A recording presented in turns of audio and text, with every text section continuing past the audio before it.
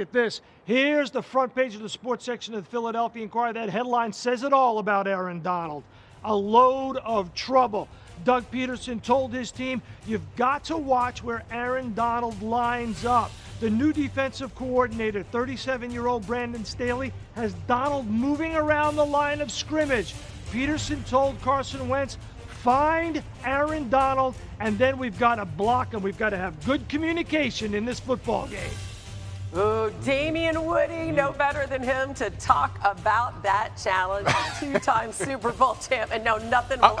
I'm glad I'm here. I was playing. Yeah, I'm glad I'm here. That was like some really delusional trash talking. That's all I have to say. Are we delusional to think that Philly can handle Aaron Donald? I mean, Carson Wentz dropped 8 times in week 1. How did they approach him? It's going to be a tall task. I would say the one thing going for Philadelphia, they get their right tackle, Lane Johnson, back, who's a hell of a player. That's going to help their cause. But they move around Aaron Donald all over the line. And with a player as great as Aaron Donald, sometimes you got to use his strengths against him. You got to run at him. You got to run schemes that take advantage of the things he likes to do. He likes to get up the field. Guess what? Take advantage of that type of reaction from Aaron Donald. So there's a variety of schemes that the Philadelphia Eagles can use. But, you know, like the great philosopher Mike Tyson said, everyone has a plan until you get punched in the mouth. Absolutely. So we'll see how they handle it. Let's stay in the NFC. Tom Brady and the Bucs trying to get in the win column. They host the Panthers. What does Brady need to do to correct everything from last week to have a better performance this week? Well, I think it's, you know, the number one thing is communication. I think we saw last week against the New Orleans Saints, you know, just some miscommunication with some wide receivers. That's to be understood, considering there's really no preseason and working with different weapons and those type of things. But I think the biggest thing that's going to help Tom Brady is the lack of pressure that the Carolina Panthers are going to be able to get on him. They really struggled getting to Derek Carr last week against the Las Vegas Raiders. They had 0 sacks, only 4 pressures. If you let Tom Brady sit back in the pocket and be able to observe the defense, he'll pick you apart. So that's really going to help Tom Brady. Yeah, the Panthers are not the Saints in terms of their defense. All right, let's talk about this awesome matchup of these mobile quarterbacks tonight. I can't wait to see Cam Newton and Russell Wilson on the same field. Wilson had a sick game, huge completion percentage, 4 touchdowns against the Falcons. And what did we see from New England in terms of Cam, all those designed runs, but facing a really tough defense in the Hawks tonight? Well, we saw the New England Patriots cater to what their strengths are going to be. It's not their strengths not on the outside with the wide receivers, it's with Cam Newton in the running game, and they've implemented a lot of things that Cam Newton has done throughout his career. So if I'm New England, I'm bringing that with me up to Seattle, because they're going to need a heavy dose of the run game and utilize Cam Newton. He's 6'5", 250 pounds, like a defensive end at quarterback. So utilize that and try to help you win a football game. All right, I'm looking forward to that one. I think we're done. Are we? Yeah. The clock's ticking. So. No way. No way. Okay. Stop this foolishness. Oh, okay. We don't have time? We don't have time. Jay, I thought you wanted that NFL smoke. Countdown top there. It's take 2 in Texas today, where the boys are back in town to face the Falcons at AT&T Stadium. A star-studded showdown between squads with the same problem. Big names, big numbers, bad results. Matt, Dak, Gurley, and Zeke, who avoids going 0-2. And in Florida, the Panthers head south to get right against the Bucs. Bridgewater and McCaffrey looking for win 1 as the Brady era begins at Raymond James. Tom's go-to guy is out as he tries to turn things around in Tampa. And his replacement got his first win last week. Now Cam Newton hits the road for the first time as a Patriot. The Seahawks back in the friendly confines of CenturyLink, where they'll have to make do with 11. Russell Wilson off a monster performance in week 1. Does Bill Belichick have an answer? It's time to get you ready. It's week 2 in the NFL, and we're live in New York. Sunday NFL Countdown from the Seaport starts right now. Another beautiful football Sunday in New York City, coming to you live from our new rooftop home at Pier 17 at South Street Seaport. Feelings of a Crisp fall morning. You gotta love it. The guys are already out there on their jet skis still this morning. I know Randy's trying to do some fishing. Hello, everybody, and welcome to week 2 of Sunday NFL Countdown. I'm Sam Ponder with Randy Moss, Rex Ryan, Teddy Bruschi, and Matt Hasselbeck. Guys, if you're wondering if week 2 is a big deal, you know, like week 1, first date, kind of trying to get to know who these teams are, not really sure. If you start 0-2, things are not looking good for a Super Bowl. Only 3 of 54 Super Bowl winning teams have started 0-2. One of those teams, Teddy Bruschi's Patriots, back in 0-1. We'd rather have not started 0-2, but it worked out. Yeah, it all worked out. Okay. Is there any team, though, that you feel like you saw them in week 1 and that wasn't really who they are? I think the San Francisco 49ers. Like, who was that team? I think we'll look back. They'll get it corrected. They'll be in less shotgun, more under center, get back to what they do best, like last year. They'll be 4-1 in no time. They'll be all right. All right, we're going to get to that game later in the show. But for now, let's say good morning and hello to our insiders, Chris Mortensen and Adam Schefter. Guys, what do we need to know this morning?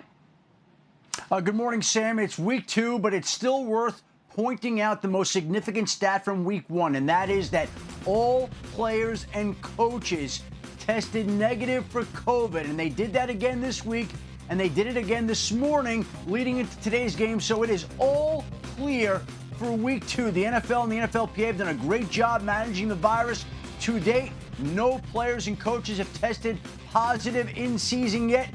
And so week 2 goes on without any incident so far, a testament to the great job done by all. As for today's action, in New Jersey today, the 49ers will be without their Pro Bowl tight end, George Kittle, who has a sprained medial collateral ligament. I'm told he's expected to return next Sunday against the New York Giants, but the 49ers will be without him today. They will, however, have the services of newly signed Mohamed Sanu, who will make his 49ers debut, and first-round draft pick Brandon Ayuk will make his debut as well after missing last week's game with a hamstring injury. Mort.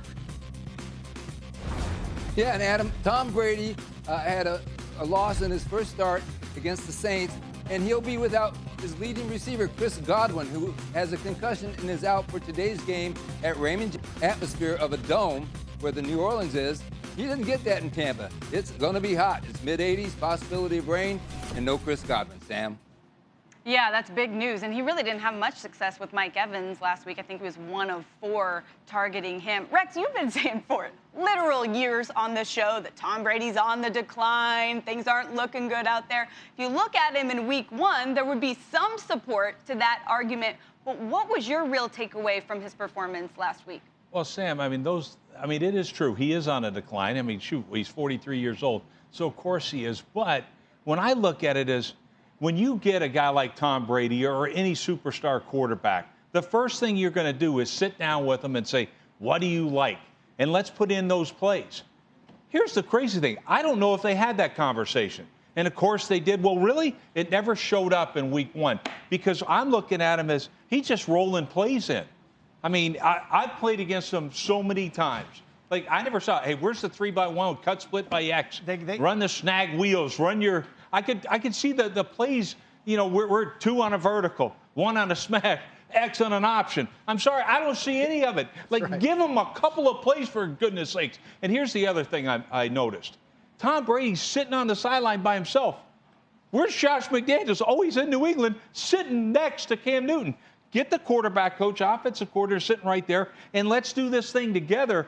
I hated the fact I never saw any of New England This is what he knew. He always knew, and we all knew that not only would Brady bounce back, but he had this coach by the name of Belichick that was also going to put together a plan that you felt comfortable in bouncing back next week. So BA's got a lot to do because now against the Carolina Panthers, you lose Godwin, okay, but I just do not doubt Tom Brady. I mean, so many people have been burned by doubting this guy. You still got your tight ends. He'll still find a way to be successful against the Panthers today. Sometimes what happens is you can put too much faith in a guy who's like a larger-than-life figure like Tom Brady, and you underestimate the fact that this person is human.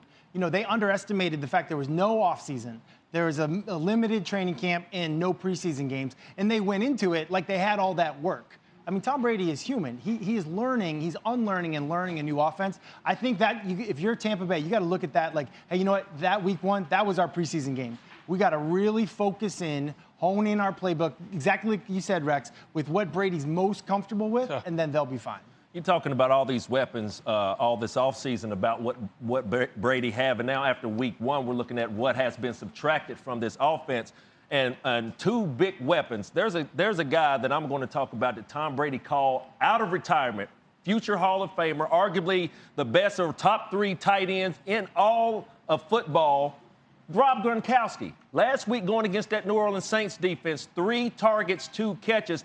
All I want to know is where Rob Gronkowski is. If this is a filling out preseason period, yes, Rob, you've been out for a whole year. You had 1 week of preseason. Rob Gronkowski needs to show up big for this Tampa Bay Bucks if they want to get where they need to be. Well, it seems like a good time to do it against a Panthers defense that has struggled for a while now. Look, Tom Brady's in unfamiliar territory. He has never started his career 0-2, so he'll try and stop that at home in Tampa today. But there are a lot of other big games we got to get to. It's time to get to our opening kick, what you're most excited to see today, Rex. I'm most excited to see this game between Dallas and Atlanta. And Dak Prescott, with all his weapons, man, this is going to be a nightmare for the Falcons. They can't stop a nosebleed. But unfortunately, Dallas's defense can't stop much either. And this Atlanta Falcons is a loaded offense as well. So Dak, I'm expecting huge numbers here, but it's going to be a massive shootout in Big D today. Are you kidding me? Sunday night, Patriots Seahawks. That's what I'm looking forward to. Cam and Russell. Can Cam maintain? Because it is as good as it's going to get last week, okay? Cam running for touchdowns, him being efficient on play-action pass, but this guy right here is on fire, and he's cooking. So Cam Newton, Russell Wilson, that's what I want to see. Who's going to come out on top Sunday night? Patrick Mahomes, Kansas City, they coming to L.A. Yes, first game at SoFi Field. Hey, L.A. Charger fans, yes, it is here, but they are going against 2 game records. I'm talking about Bosa and Ingram. In 4 games, the Kansas City Chiefs offense averaging 200 yards and barely a little bit over 2 touchdowns. So you talking about how does the Kansas City Chiefs go 2-0? There's 2 guys on the outside for the Chargers they're going to have to contain. Them 2 game records are coming to play today. Big game in L.A. All right, Randy, let's throw it back to 2016, the draft. Pick number 1, Jared Goff. Pick number 2, Carson Wentz. Each team got the guy that they said fit best with their offense. Goff, known as a great deep ball thrower. Carson Wentz, kind of a playmaker, makes people miss. But guess what? Today, you're going to have to protect that playmaker. Jared Goff, how many games has he missed in his career? None. Carson Wentz, he's had some health issues. Today, Aaron Donald is coming for you. And guess what, Rex? Can't get a sack on a running play. Run the ball, Philly. Run the ball, Philly. I'll be honest, I'd rather be Jared Goff out there today. You guys were talking about Gronk needing to show up today. How about Leonard Fournette? Only 5 yards in his debut with the Bucs, trying to get him going against the Panthers D. As Sunday NFL Countdown rolls on from New York. Wake up. Wake up. Wake up. This is Sunday NFL Countdown. Coming up, Mahomes magic. Mark Davis. A lot of blood, sweat, and tears went into this. A lot of thought went into this. Number 1, it's a football stadium. You know, there'll be other events here, but it was built for football. As it was growing, there were so many warts. As you'd see diamonds, but you'd see a lot more warts in the thing. And now the whole darn thing is a diamond. The finishing touch is obviously the torch. And to light the Al Davis Memorial torch, Marshawn Lynch. That means so much to the Raider Nation, to my family. Just so thrilled and so proud when I look up there and see that. It means a lot to everybody, and this is the crowning glory here. It really is incredible. See it in all its glory tomorrow night at 8 Eastern on ESPN and ABC with the main crew, and a mega cast on ESPN2 with Reese Davis and Kirk Herbstreit. Susie and the guys will get you ready for it on Countdown at 6 Eastern. Now I would just like to introduce y'all to the man, the myth, the legend, Lamar Jackson in the flesh. Watson in trouble, gets away from a sack. Watson throws to the end zone. He does it again. Houdini for the touchdown. He's done some stuff that I've never seen anybody do before.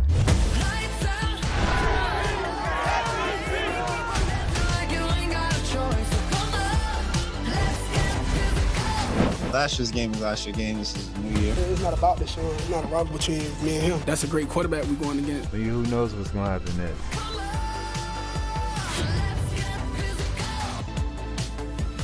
Man, I can't wait for this one. The second NFL meeting between Lamar and Deshaun takes place at NRG Stadium today, the home opener for the Texans. But look, if you remember last year, it wasn't close the first time around. Ended up 41-7 Ravens. You've obviously got two dynamic QBs, but very different supporting casts. Jackson threw for 4 touchdowns, and his defense sacked Watson 6 times. And last week, he showed no signs of a slowdown. He had 3 touchdown passes against the Browns, and all of them came from inside the pocket. Teddy, we talked in week 1 about Lamar Jackson. You were saying, like, man, guys do this sometimes. They have a great year, and then they go and try and fix all this stuff in the offseason. He needs to keep doing what he's doing. I mean, he sure seemed to do what he does best last week and seems better. What did you say? Yeah, I mean, and we also talked about here the questions of no offseason, no preseason, what kind of rust are certain players going to have. Well, Lamar picked up where he left off because this is MVP form. I don't see why he can't be the MVP again. That's how good he looked. I know it's only week 1, but the problems for defenses that he poses, it's incredible because defensive coordinators I can see. When he starts to take off, go get him because he's going to run. But it's just not that way. He's at poise. That posture right there, you see that? Take off and get him right? No. He resets. He looks downfield. Adds a little pump fake in there. So me as a defender, so you're telling me, Coach, now I got to stay back?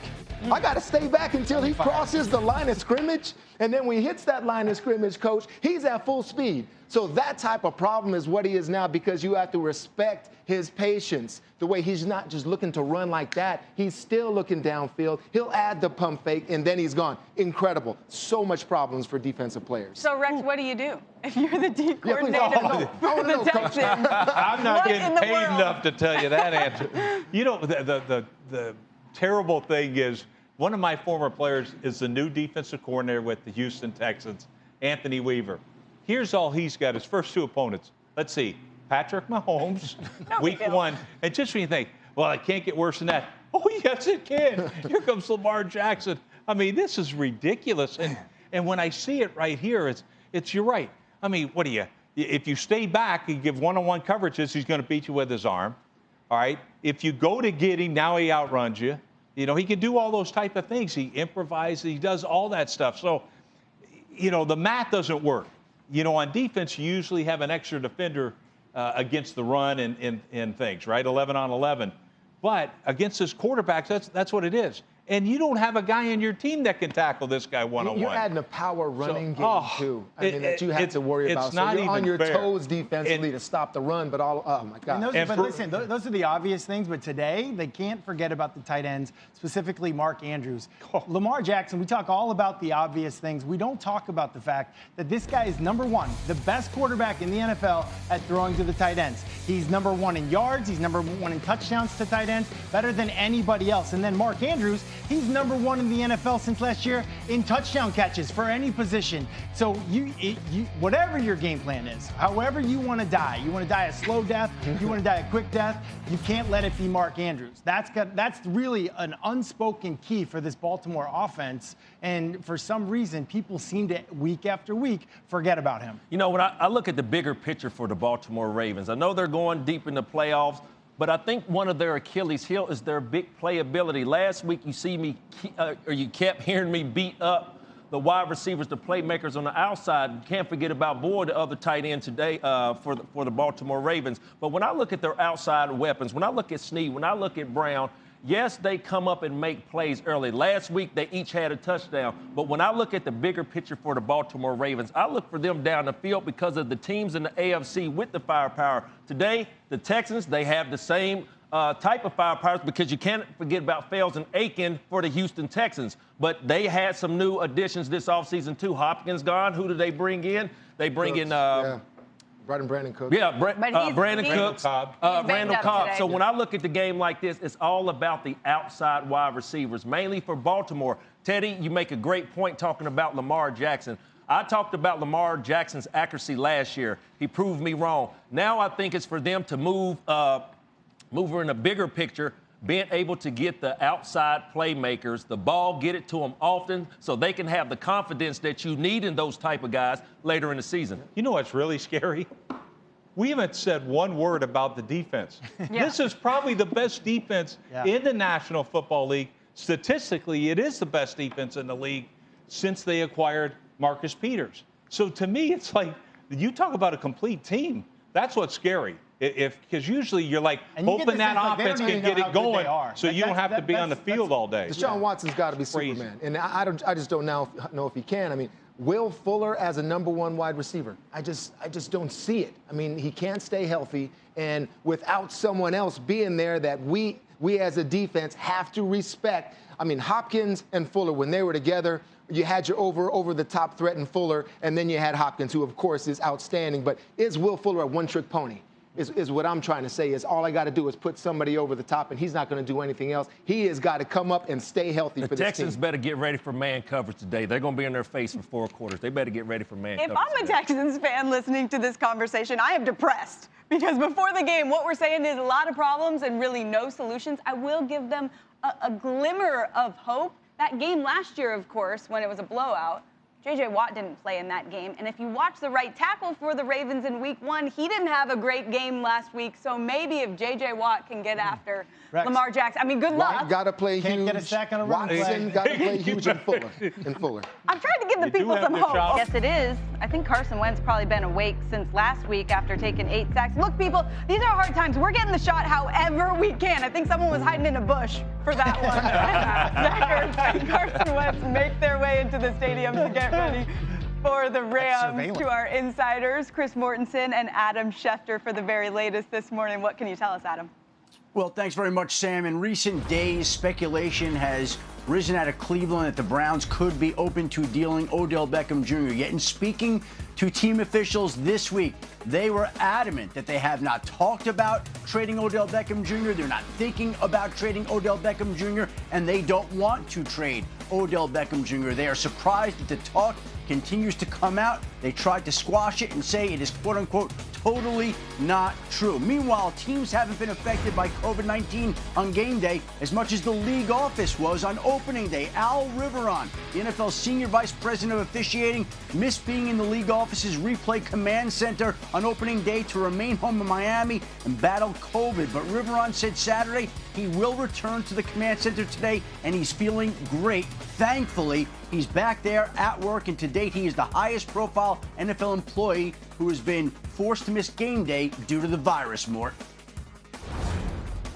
And Packers' great quarterback Aaron Rodgers expresses disappointment when the team drafted Jordan Love, a quarterback with the first-round pick, but he got over that during training camp because not only does he have Devontae Adams, who had a big game last week against the Vikings, but Marquez Valdes-Scantling has improved in every area. Intermediate routes, he's 6'4", he's a former 5th-round pick, had 90-some yards and a touchdown last week, as did Alan Lazard, the other receiver for the Packers. So Aaron Rodgers happy with his receivers. And he certainly is happy with having a running back like Aaron Jones, who, by the way, says he's going to do the Lambeau Leap in Green Bay today, even though there's no fans there to catch him. Packers aren't worried about it. They got a nice platform. And I would suggest that if he needs a new technique, just go back to last year's Monday night game at Lambeau Field when our Adam Schefter, Shefty, made a great run at the wall, and he needed to climb the wall a little bit, and the fans helped him up. I'm pretty sure that Jones is athletic enough to stick the landing. Yeah, that would not be possible this year. I couldn't make that without the help of the fans. They're not there, so I would be a lost cause. He was discreet with it, though. He gave himself that extra push, just kind of on the inside. It's Couldn't hard really to rotate tell. once you get up there, too. He did it. It's on the resume. He Lambeau Leap. The stutter stuff was my favorite part. All right, a quarterback scoring is apparently a good thing, at least if you're Aaron Rodgers in his first game after his team moved up to draft a QB in the first round. The former MVP threw for 4 touchdowns against the Vikings in week 1, finishing with a QBR of 91. It's not really all that unusual for him, though. It was his 16th career game with at least 4 touchdown passes and 300 passing yards. That's tied with Dan Marino for the 4th most in NFL history. Randy, you've been watching this guy for a while. In week 1, what stood out to you? I just think that the ways that they're getting him the ball, the way they're using him in the offense, the way you should use a number 1. Matt, got a question for you. How many routes are in a route tree? There's 10 routes. Teddy Bruschi, Could you cover a wide receiver if he had multiple routes, all 10 of those routes in the route tree? Very difficult. Well, the chemistry, Sam, between Aaron Rodgers and Davante Adams is like no other. Y'all check this tape out right here. Last week, he had 17 targets, 14 receptions. He had 9 different routes that he was able to run in their route tree. As you can see the drag here. Here, the same split. On top of the numbers here, he runs a dig here. That's the second play. Last but not least, this is the third route, deep fake route. Now he's at the bottom of the number. You heard me at the beginning of this talking about 9 different routes, coach, from the route tree that he was able to run. You hear me talk each and every week about number 1 wide receivers, being able to move the wide receiver around in the defense for the defense to be able to find him. You just can't let them just home in on your number 1 wide receiver. So today, going against the Detroit Lions, they signed the 3rd overall pick out of Ohio State, Jeff Okudah. This is his first game, missed last week with an injury, but you're telling me the 3rd overall pick, a rookie, coming in with the chemistry that I just showed you between Aaron Rodgers and Davante Adams, you're relying on a rookie to come and stop this chemistry? I look for a big day coming out of Green Bay between Rodgers and Davante Adams. 2 of the words you just said is what they'll be saying in the meeting room in the Lions all week. Find him. Where is he? Davante Adams, because there will be different plans, Moss, in terms of if he's number 1, if he's 2, if he shifts in motion. He's getting the ball anyway, bro. Various type of ways. They will have different ways to do it. Can they communicate that well? If he is all over the place, like you're saying, that's tough communication on a defensive Thank secondary. goodness they don't have to worry about their first-round pick anywhere, because he's probably not even active. I'm still mad at you, Green Bay. I don't care what you say. I'm mad at you. I love Mort. Mort says that Rodgers loves his receivers. I believe that. But they still could have made their team better. Well, here's what we saw, what everybody knows. They still have Aaron Rodgers, and he looked like Aaron Rodgers. And so that's exciting. If you're a Packer fan, you know you're going to be the favorites to win your division. But are you going to win a Super Bowl? I don't know, man. I got 2 of my boys are coaching that defense. They could have used the first-round pick. You know what's interesting? We talked all offseason, week 1, about the chip on Aaron Rodgers' shoulder, right? They drafted everyone's saying, oh, they should have drafted a wide receiver. They should have drafted a wide receiver. I just wonder if Davante heard that also. He's a guy who doesn't have a big ego. He's known for running precise routes, but he's human. And I wonder if he's sitting there like the whole world is saying they need a receiver, they need a receiver. He's like, all right, we don't need a receiver, okay? I'm the guy. I'll step up. I'll be that number 1 receiver. I don't care if you're doubling me. Like, I'm going to be the guy. And that's what he did week 1. I'm curious to see if he can do it again week 2. Didn't you just hear Mort talking about Scantling and how much Aaron Rodgers believes in him? I still don't think that's enough. When you look at the offense, we just talked last week about the weapons the NFC just got with Tom Brady going to Tampa. The NFC is stacked offensively with weapons. You're telling me that Davante Adams and Aaron Rodgers is good enough? Well, this is what I would say as a quarterback. This is 7 years now. 7 years that Davante's been with Aaron Rodgers. That continuity as a QB, when you've got your guy, like you've been through fire after fire after fire with that one guy, when it's 3rd down, it's 4th down, it's red zone, things happen fast. I got a chemistry with that guy. Yes. That was the word we heard earlier, chemistry. Yeah. That chemistry, 7 years of chemistry, that counts for something. I don't care how fast you are, how big you are. Chemistry's hard to replace. And 17 targets in one game. And what you're saying is, to us, we take away those 17 targets, you got to go somewhere else. And they won't feel it, Rex. Everything's great right now. You know what? Multiple touchdown passes, 17 targets to my boy. I'm hooking him up and all that stuff. When you get an injury, okay, along the receiving court, and it happens, that little hammy or that little calf or something like that, so your depth now. Who else is coming in, all right? Now, where am I going and all of that? All of a sudden, it's like, man, wish we had another one. And that's when you look to this organization and see, oh, Jordan Love can't play receiver.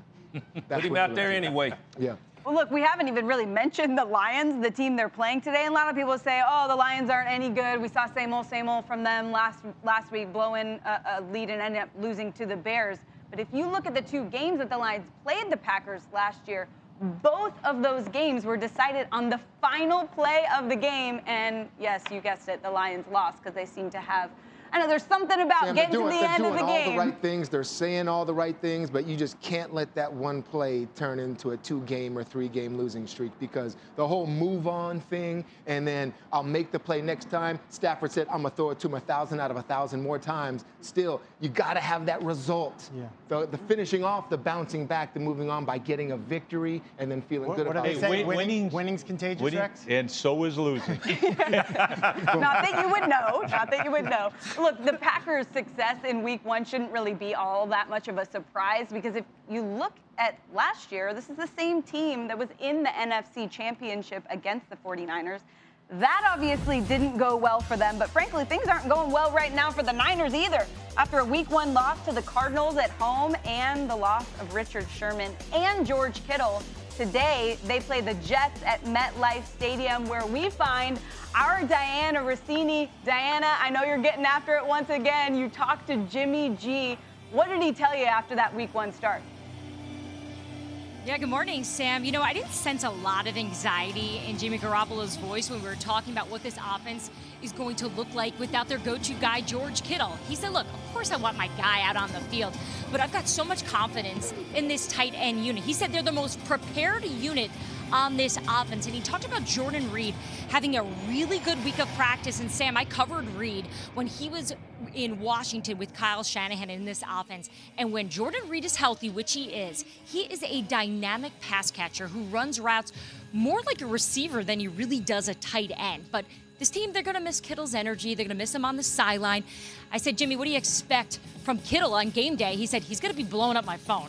I'm going to get tons of text messages of him trying to pump me up. He said he's a really big gift guy, which I don't really think that surprises any of us. As for Jimmy's focus today, specifically for the quarterback, he said this is all about making quick decisions early in the game and slowing down his reads. Sam?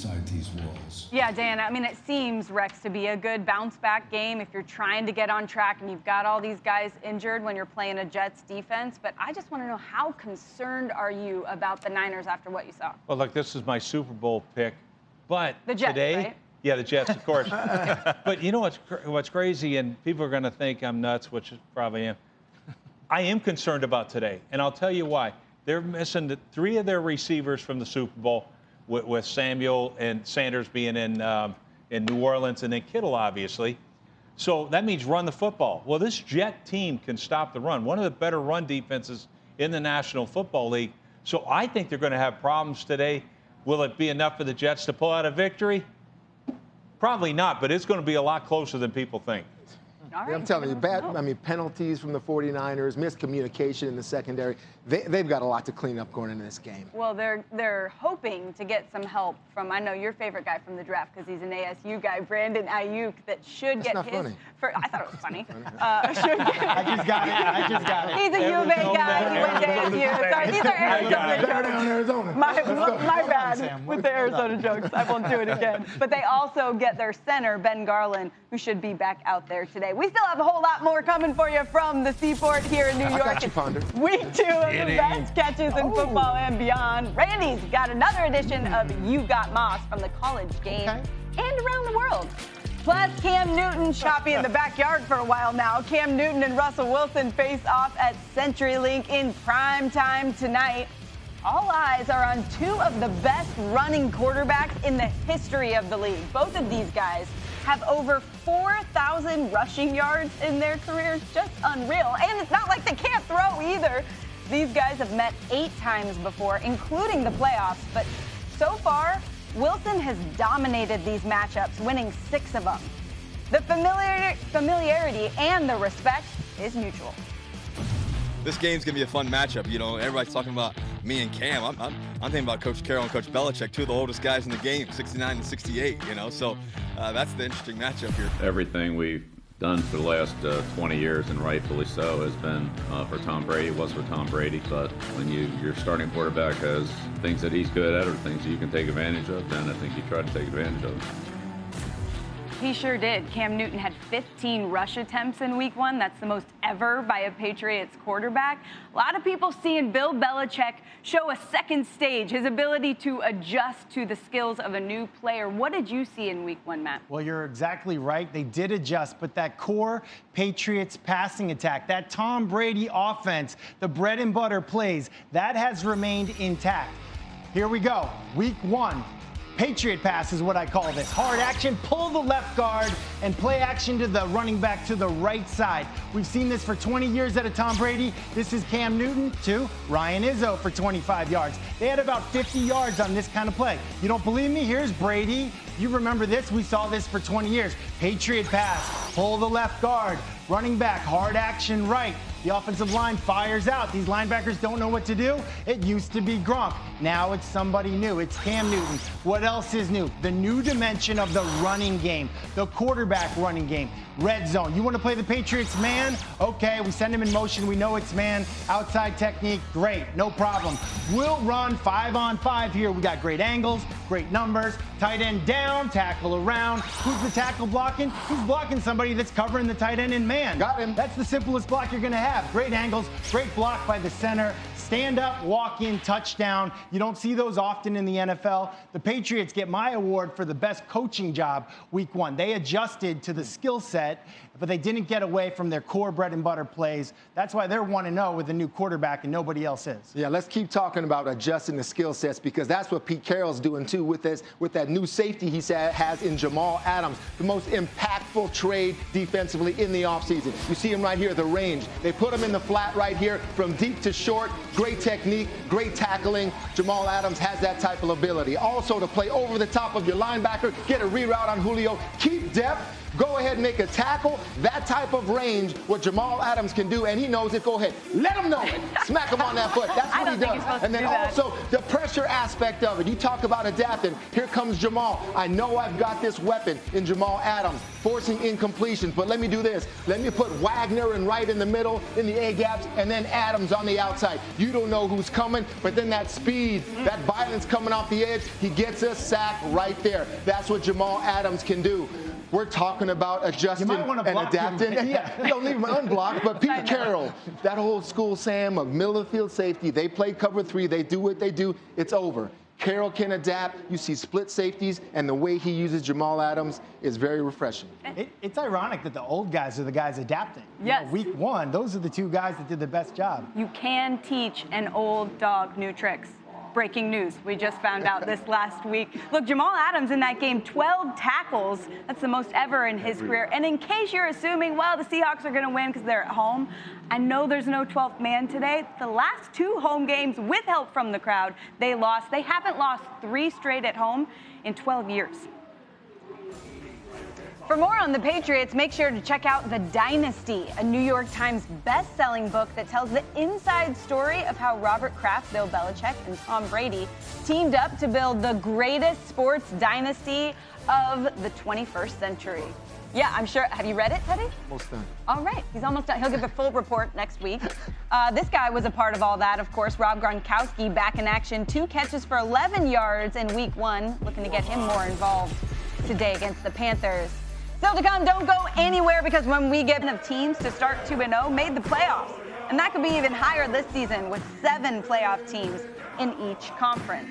We've got 4 games today between undefeated teams. Matt, what's the key to getting to 2-0 today in the Washington-Arizona game? Well, Sam, the key is Kyler Murray and DeAndre Hopkins. What was this matchup going to look like? Last week, 16 targets, a career high, 14 catches for Hopkins, 151 yards. These guys are really unstoppable unless you can get to the passer. Chase Young's got to be the guy to get sacks to stop this tandem, because otherwise I don't think you can cover him.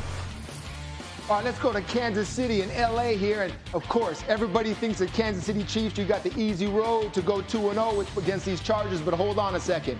Do whatever you can so that Bosa and Ingram don't ruin the game. And believe me, they can. Those extra possessions we talking about, it's a strip sack away, it's a sack away, anything. These 2 can ruin it. Make sure they're blocked so Mahomes can have another great game.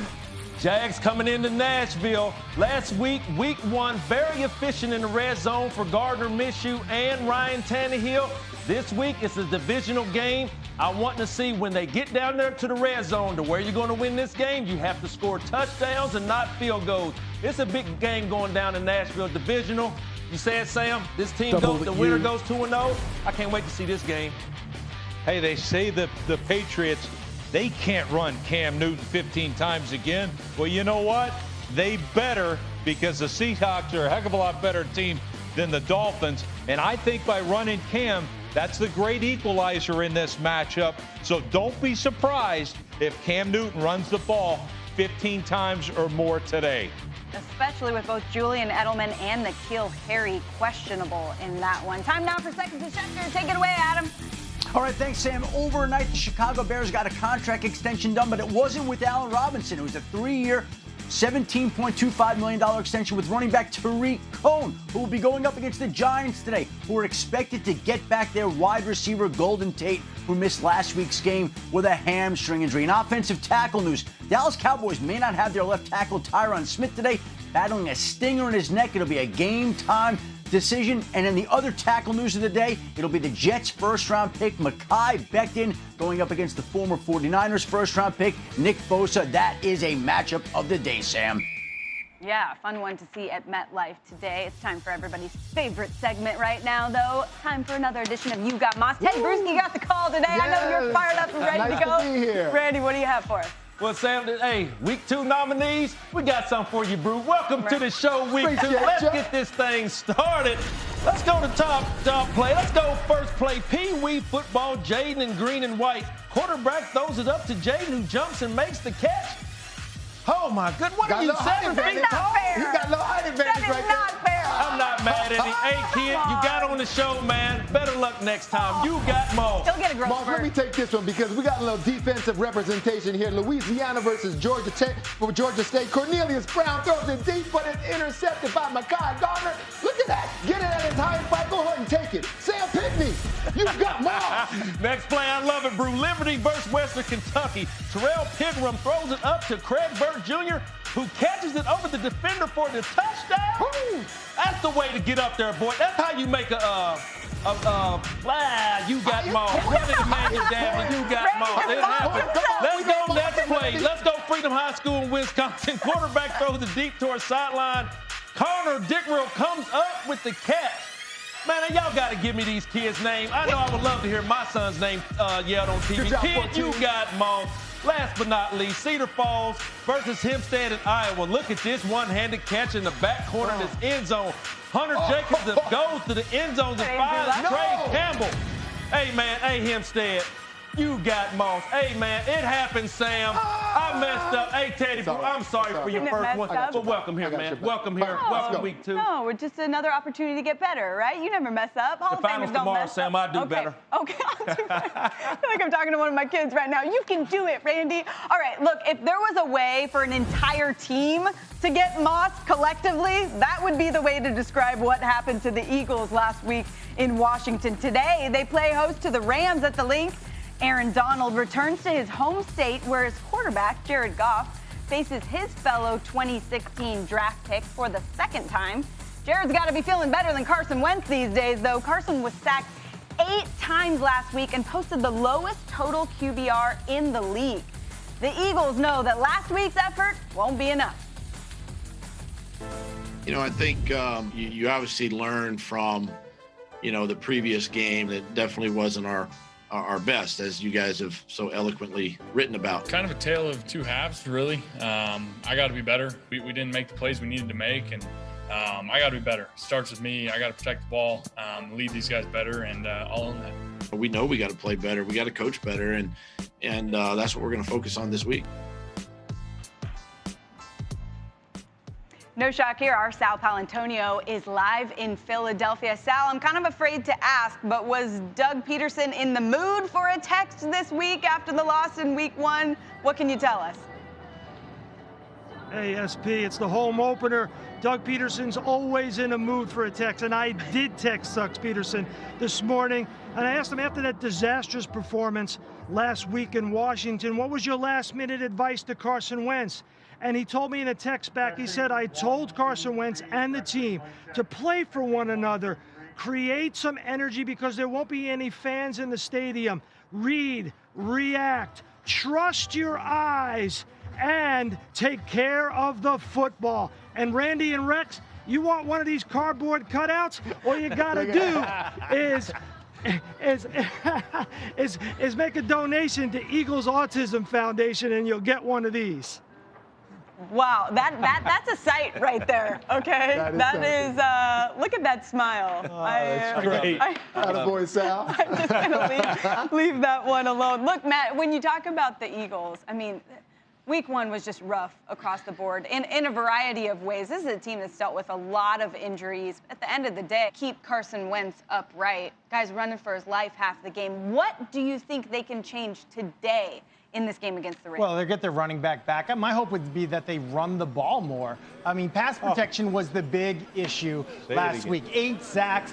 And here's the thing, you're Carson Wentz. Sacks are one thing, but sack fumbles are killers. A fumble is just like an interception. Some quarterbacks don't think of them that way. They think, oh, interceptions are mine and fumbles just kind of happen. That's on pass pro. You got to protect the ball at all costs. And one way to protect the ball, if you're Doug Peterson, is call the running game. You're looking at a guy named Aaron Donald this week. Yeah. The Eagles were really, really poor at blocking inside in pass pro last week. And so it's going to be even worse with Aaron Donald. So my answer, Rex, this is the third time I'll say it today. Can't get a sack on a running play. Can't give up a sack on a running play. Eagles got to run the football. Very nice of you to say it was really poor of them, interior offensive line. Because to be kind. That's a compliment. And you are a kind person. I love you, buddy. Yes, but it was bad. It was bad. Okay, and you're going up against now Aaron Donald, and he's watching that film licking his chops because you see this simple, you call it read Tom coach right here, and you see the penetration right there of the interior of the Washington football team D-line. That's Allen right there.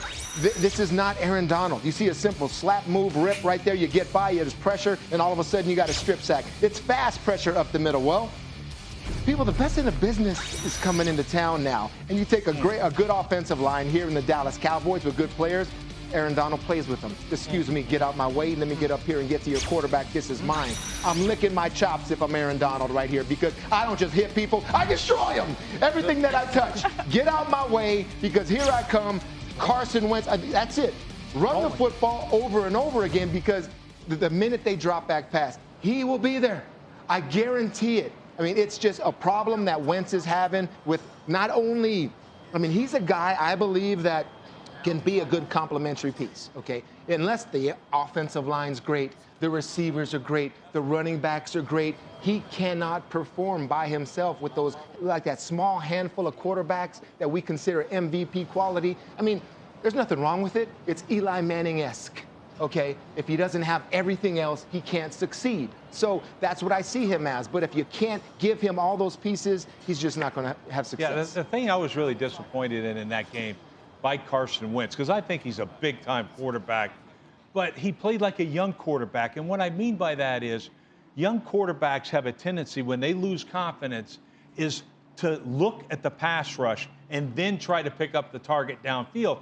That's where you saw 2 late interceptions in that game against quarter coverage. Easy as heck. It's not like they disguised it. And then, but that's where most of the time, Matt, you know it way better than I do, but you got to feel the pressure and still keep your focus down the field. I see just the opposite at times when he loses confidence. They were up 17-0. No way you're going to lose this game. But he lost confidence in his protection, and he started. The first thing he did was drop his head and look at that protection. So today, I think, by the way, the Eagles can rush the passer also. And I think whoever does it the best will win this game. You heard Coach Peterson talk about find a way to play for one another. And that's rightfully so. But when I look at last week's performance, Rex, like you said, you were up 17-0.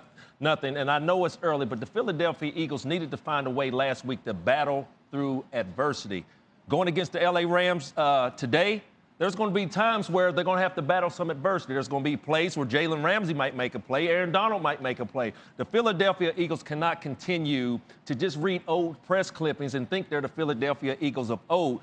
They have to understand that teams are coming for them. There is a target on their head just for the success that they had a couple of years ago. So for me today, looking at this Philadelphia Eagles team, it's still fresh in their head that they gave up 8 sacks, like you said, Brew. Aaron Donald knows that. But being able to play for one another, they're going to have to battle through adversity. There's going to be some times that the Rams are going to see it. They need to overcome it and see if they can make some plays.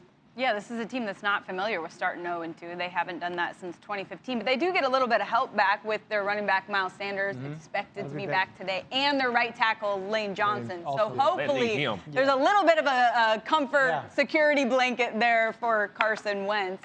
Down south, let's go down to Dallas because they've got a big game against the Falcons today. Zeke Elliott getting warmed up however he can. Look, there's going to be some fans at this game today. Some bungee cords. You've done that before. They've got 25% capacity, and look what they're watching outside the stadium. Wow. Good choice, Dallas.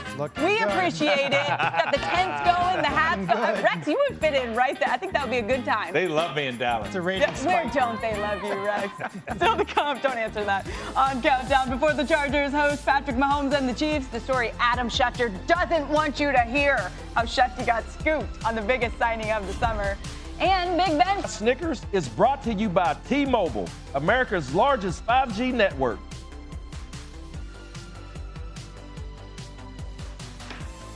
At MetLife today, the San Francisco 49ers and the New York Jets looking for their first win. Jimmy G without his go-to guy, George Kittle, today. He'll be replaced by committee. A lot of people watching Jordan Reed in this one. Time now to go back to our insiders with more news this morning. Adam, what can you tell us?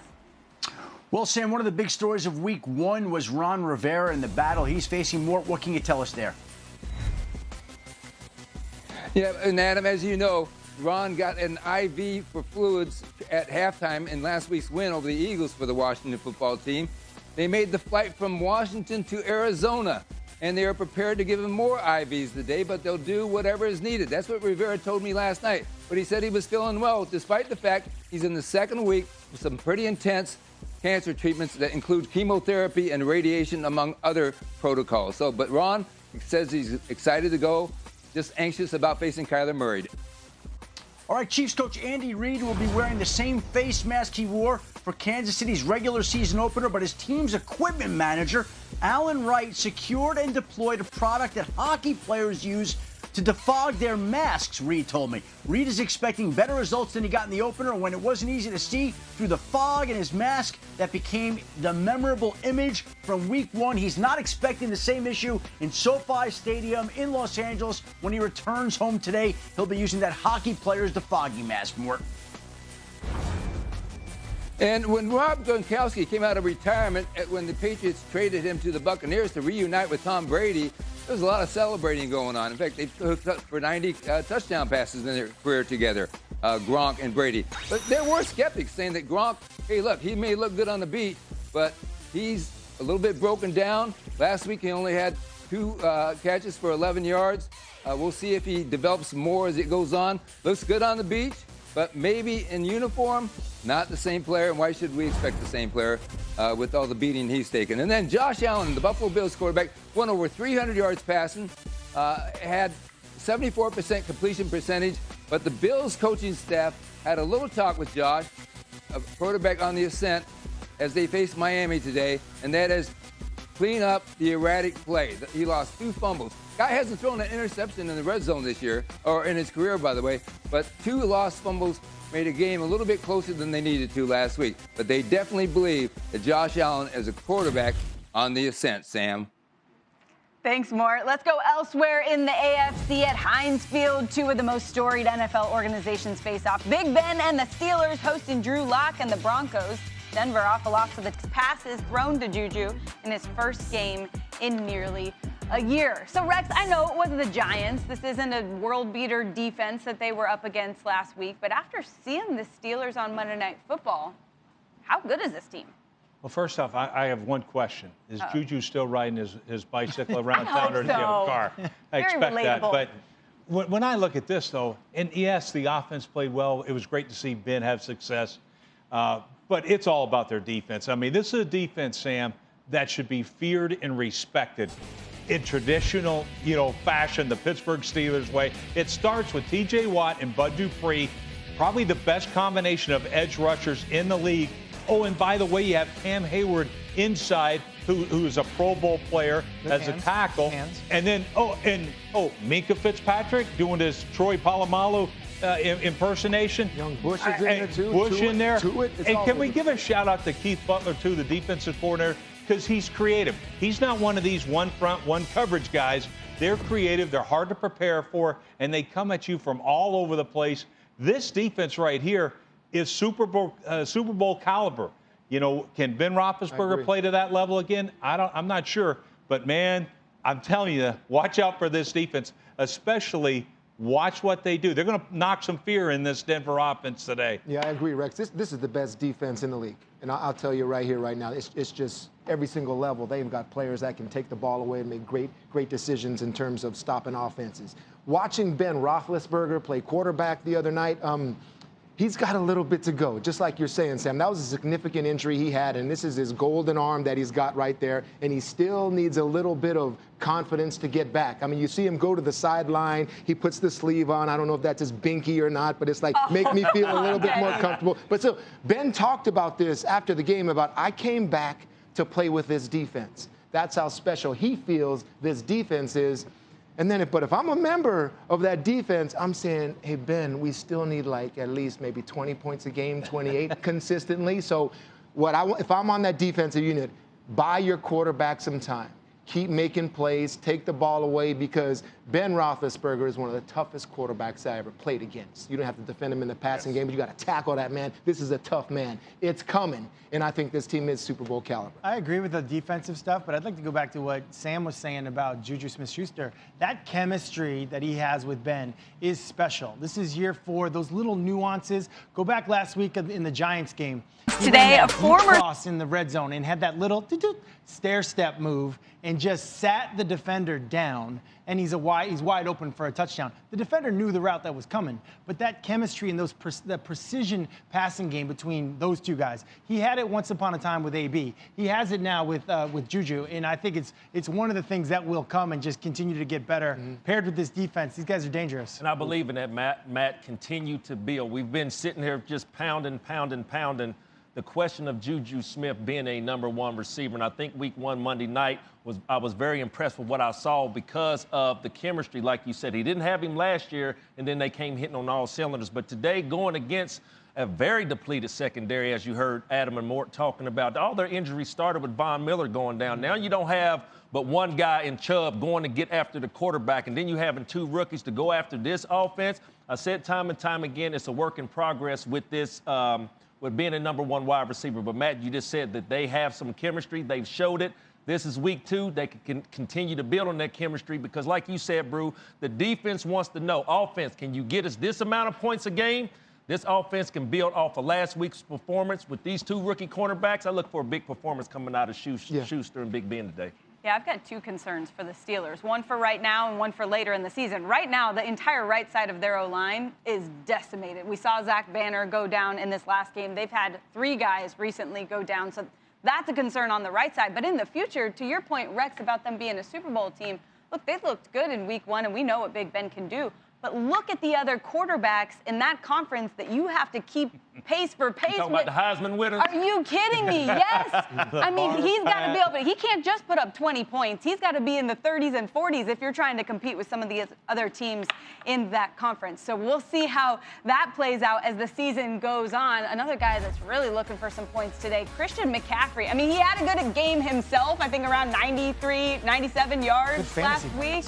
But that was in a loss, of course. Today, they head down south to take on Todd Bowles' defense and this Tom Brady offense in Tampa. Still to come on Countdown, it may be early, but the panic may already be setting in for Prescott and the Cowboys. What can they change today to avoid an 0-2 start? Our guys will tell you. And it's no secret that Adam Schefter works round the clock to get all the latest NFL news, but where was this man on July 6th? Apparently, if he was really doing his job, he should have been at the liquor store. Holy sh! On ESPN. Can't wait for that. Patrick Mahomes turned 25 on Thursday. No shock here, but no player accomplished what he has before his 25th birthday. Mahomes has already thrown 50 touchdowns in a season, won an NFL MVP and a Super Bowl MVP, and in July, he signed the largest contract in NFL history. We all knew the deal was coming. The big question was when. For that, we sleep peacefully, knowing we can rest and rely on our guy Adam Schefter to keep us posted. If you ever are up in the middle of the night, unable to sleep, check Twitter, and I can pretty much guarantee you'll see some drunk tweets from someone you knew in college, and Shefty tweeting important news about an NFL injury or contract signing. On July 6th, he didn't need to pull an all-nighter to be first on the Patrick Mahomes deal. What he really needed to do was just hang out at the liquor store.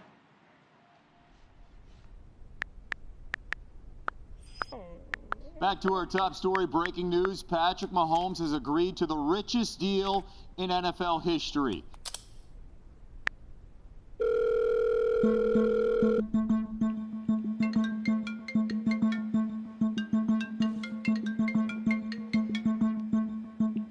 Hello? Is this the great Katie Camlin? It is.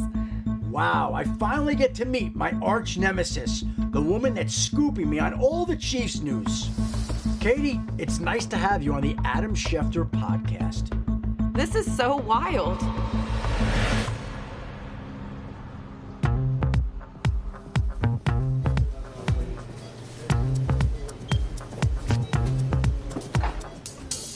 It was a normal Monday.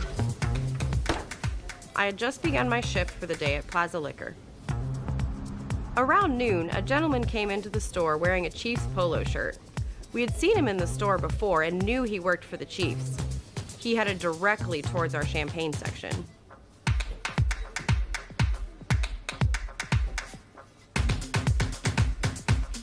He approached the counter with several bottles of Dom Perignon. Wow.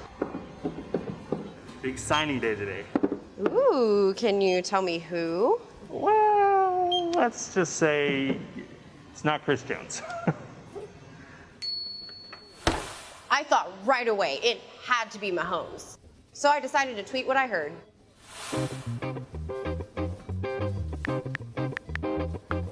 A front office employee for the Chiefs came in and bought 6 bottles of Dom Perignon. Said there's a big signing today. He said it's not Chris Jones, so my guess is a Mahomes deal.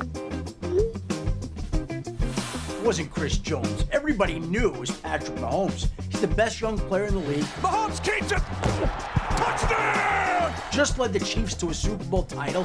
Champions of Super Bowl 54! Everybody knew the contract had to get done.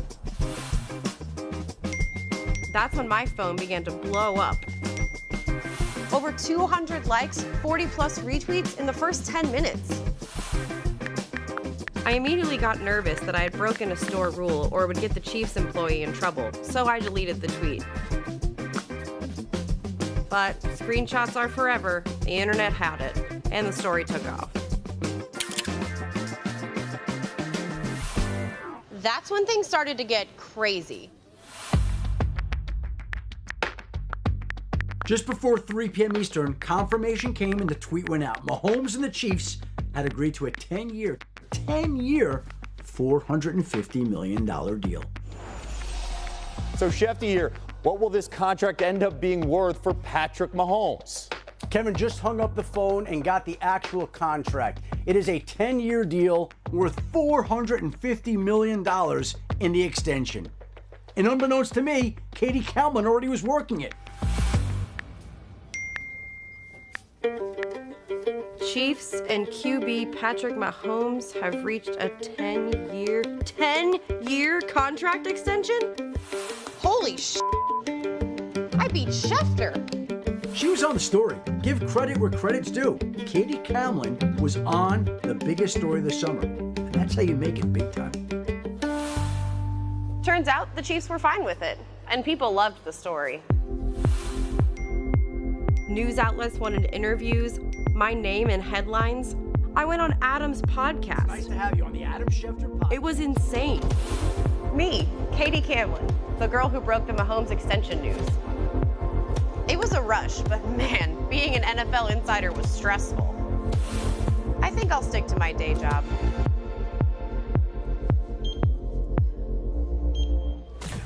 Man, I love that. I love that for Katie. I love that the Chiefs didn't make a big deal out of it, that they actually congratulated her. And here's what I love about Adam Schefter. Adam, I know that you're good at taking a joke, right? You can make fun of yourself, but you're also a competitor.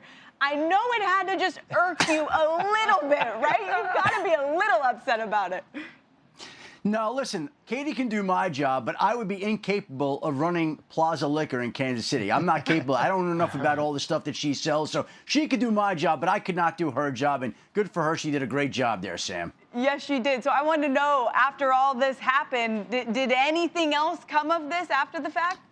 Well, the great part about it is the kicker to the whole story, of course. So the Chiefs buy the 6 bottles of Dom Perignon, and afterwards, the Chiefs general manager, Brett Veach, sent an autographed Dom Perignon bottle to her, unopened, that Mahomes and Chris Jones autographed with a note that said, we had 1 bottle left over, and we figured you would appreciate it more than anybody else. So they sent her that autographed bottle of Dom Perignon. Pretty cool gesture on the part of Brett Veach and the Kansas City Chiefs. Okay, that is awesome, and I'm super happy for her because that's going to be very valuable someday, already valuable, I'm sure. I just want to know now, you ever gotten anything good, Adam? Do you get in trouble for this? Am I going to get you fired today? Did you ever get anything from anyone for a scoop? Nothing? Nobody has ever given me a single gift. Our boss, Seth Markman, once sent me a gift certificate to like an Outback Steakhouse to go get dinner after the store, but that's about it right now. Maybe an edible arrangement. That bloomin' onion, pretty good though. No comment, because I'd like to keep my job. All right, as for today, Mahomes and the Chiefs head to SoFi Stadium to play the Chargers her on Twitter. this afternoon, where he'll try to continue his incredible play in the month of September. Mahomes is 8-0 in the first month of the season in his career, with 26 touchdown passes and no interceptions in September. Look, Rex, full disclosure, we know how you feel about the Chargers, your son's there. Like, this feels like an impossible task for this Chargers team. I know what coaches always say. You always get the same lines, like, when you play a team that on paper is better than you, you're always saying, just be yourselves, stick to what you do. That's not going to work against this team. What do you tell your players if you're coaching the Chargers today? Oh, man, I'd have my guys buzzing. I can promise you that. But I mean, they've turned the ball over. Anthony Lynn is 1-5 against this Kansas City Chief team. All right? And the biggest thing when you look at it statistically, they turned the ball over 17 times, the Chargers have, to the Chiefs 2. Well, guess what your record's going to be? You're lucky to have 1 win. So to me, you have to win ugly. You can't match them score for score. You don't have that kind of firepower. But you have to win the turnover battle, and you have to win what I call runs and completions. And I know it's ugly, but it's rushing attempts plus completions. If you're on the plus side in this game, I think you have a chance here in this one. Am I going to pick them? You're going to have to wait to find out. Rex, I believe the LA Chargers do have a chance because of what I talked about earlier in the show. Everybody sees what Kansas City Chiefs offense does to defenses. They're on an average of 200 yards in Patrick Mahomes for a game. But there's something else that Andy Reid does very well. He did it in Philly. It's finding these hitting gems at their running back position. And guess what, ladies and gentlemen? I think he found this year's Rookie of the Year. And I'm talking about Mr. Clyde Edwards-Helaire, the running back for the Kansas City Chiefs. Yes, last week, week 1, you're telling me to put this much pressure on a rookie. 25 carries, 138. And what I talked about, Andy Reid being able to find these hidden gems. Everybody know what he had on LaShawn McCoy. Being able to run in between the tackles, get the ball in his hand. And Philadelphia Eagle fans, I'm going to show y'all one of my favorite running backs of all time with Walter Payton. Brian Westbrook, what's up, baby? What's happening with you? Being able to find a hidden gem in the running back position to be able to catch the ball, get it to the running back in space. I think he's found one in Clyde, and I nicknamed him Mighty Mouse for a reason. 25 carries, 138 yards week 1. You're talking about putting a lot of pressure on a rookie running back in week 1. I don't think it stops today. I look for another big day coming out of my mouth. Great player in Brian Westbrook, but hated him. Hated him because what Andy Reid did to linebackers, like you just showed, when he motioned them out to empty and we're in man-to-man coverage, just like, Andy Reid, I hate you. Because those type of tough situations he's good at. You talk about what they do to defenses, Moss. Let me tell you, the mentality changes when you play an offense like this. You get a stop usually on defense, and it's like you have that mentality. You score 7 points. We got this. We got this. No, you're coming off the field after a stop singing. You got to score now, offense. Yes. You got to score because you know what's happening, and you know who they have, and you just know for the course of 4 quarters to stop Patrick Mahomes in this offense. I hate to say impossible because I'm a former defensive player, but it is so difficult to do. So you're saying we need 28. We need 24, but we're going to do our jobs, but still, we need some help offensively. Yeah, and listen, I don't think you're going to get it. Like, you can't outscore them on offense. So, Rex, I'm going to respectfully disagree with you. Possessions are important. That's why the turnovers, what you said, all of that's true. I think your only chance, if you're the Chargers, your only chance is to steal possessions somewhere else, and that's special teams. So, if you got it, you got to fire it. You got to fire it today. And what do I mean? I mean your fake punt, your surprise onside kick, your fake field goal. If you got a good one, you better use it today because you're not going to outscore this team otherwise. Yeah, to your point about them not being able to score that 28, Tyrod Taylor hasn't scored 28 points in his last 11 starts. Certainly not when I was coaching. Okay. So there's always a chance, but obviously you got to be able to put up points to beat this team. Let's get back to the NFC. Let's go to Chicago, if we can, where the Bears are back at home today to host the Giants. New York off a Monday Night Football loss to the Steelers, where quarterback Daniel Jones and Jason Garrett's offense had some great drives, but struggled in protection and ability to get the run game going with Saquon Barkley. Now they try to do that against a Bears defense. And in Chicago is where we find our Michelle Steele. Michelle, a lot going on in Chicago this week with the Bears. What can you tell us? Yeah, this ended up being a pretty big story here in Chicago, Sam. The Bears have yet to extend the most productive member of this offense, and the team kind of let that story get away from them this week when wide receiver Allen Robinson scrubbed his social media of any reference to the Bears. You know, I have covered him for years here in Chicago. He is a total pro on and off the field. So the message was sent, and it helped restart talks with the team. Now, I asked Robinson if he felt any anxiety putting himself out there without the security of an extension, and he told me, quote, he's going to compartmentalize his emotions. As for his mindset today, a league source told me his attitude is unchanged despite these frustrations. He's here to dominate, help get the Bears a win. Robinson leads the Bears in targets, receptions, receiving yards, receiving touchdowns, and he makes Trubisky better. In fact, Mitchell averages over 7 yards per attempt and has a 75 QBR when he targets A-Rob. Those numbers drop off a cliff with any other target. And really quickly, a 75 QBR last season would have put Trubisky just behind Lamar Jackson and Patrick Mahomes. So, Sam, as Trubisky said himself this week, that's my guy. Extend A-Rob. That's what he wants. Yeah, Michelle, that's his guy. But I'm sorry, that's a move you only do with an ex or somebody who is about to be an ex. You don't scrub the social media if you're thinking you're going to stick around. Not that I have an experience there. But anyway, getting to standings from last week, Rex still on top. What a shock. Actually, it is shocking. Randy, hey, man, what did y'all say at the beginning of the show? Winning is contagious, and what else? Losing. Hey, man. You're good at everything else. You got to be bad at something. Let's make some game picks, starting with that game, the Giants and the Bears. Who are you taking and why, Randy? Well, you start with me. I think I'm going to take the Bears at home. I think last week's performance on the road defensively, they're at home this week. Look for a bigger game coming out of that defense led by Khalil Mack. I'm going with the Bears.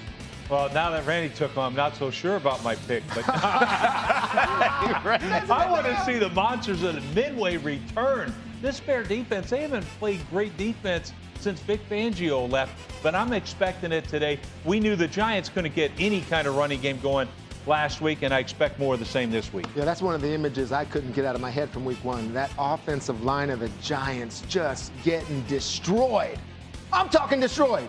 So I'm going to go with the Chicago Bears. I think Khalil Mack is going to have a day against them. Let's go Chicago. Yeah, I'll agree with you. And, you know, it wasn't just the offensive line. This week, you saw Tiki Barber, New York Giant running back, criticizing Saquon and his pass protection.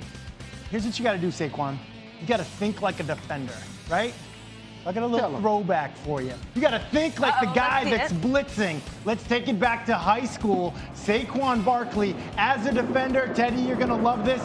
Rex, you're going to love this. I hope we got a tape. Come on, tape. Oh, in the 5, anticipation 4, is 3, 2. It's a tape going up. Just kidding. We're going to have to put that tape on social media. There we go. Now we're talking. Saquon Barkley, Whitehall High School, off the edge. I know what this feels like. Boom! That is Saquon. A little fun, but listen, if you're a running back, pass pro is the last thing to come. Saquon will get there, but it takes work. I don't think he's quite there yet in terms of being a complete back. He's on his way, but I'll take for the Bears partly for that reason. And I just wanted to show that They highlight. just got Saquon playing the wrong position. I got him playing the wrong position. I don't think the pass pro is going to be any better today against the Bears, although Khalil Mack is questionable, Robert Quinn's questionable in this one, and the Giants get back Golden Tate. He is active. So I'm taking the Giants in this one on the road. I like some of what I saw from Rex's son, Daniel Jones, so I'm going Giants in this one. Let's get to the Bills and the Dolphins. Who are you taking in this one, Randy?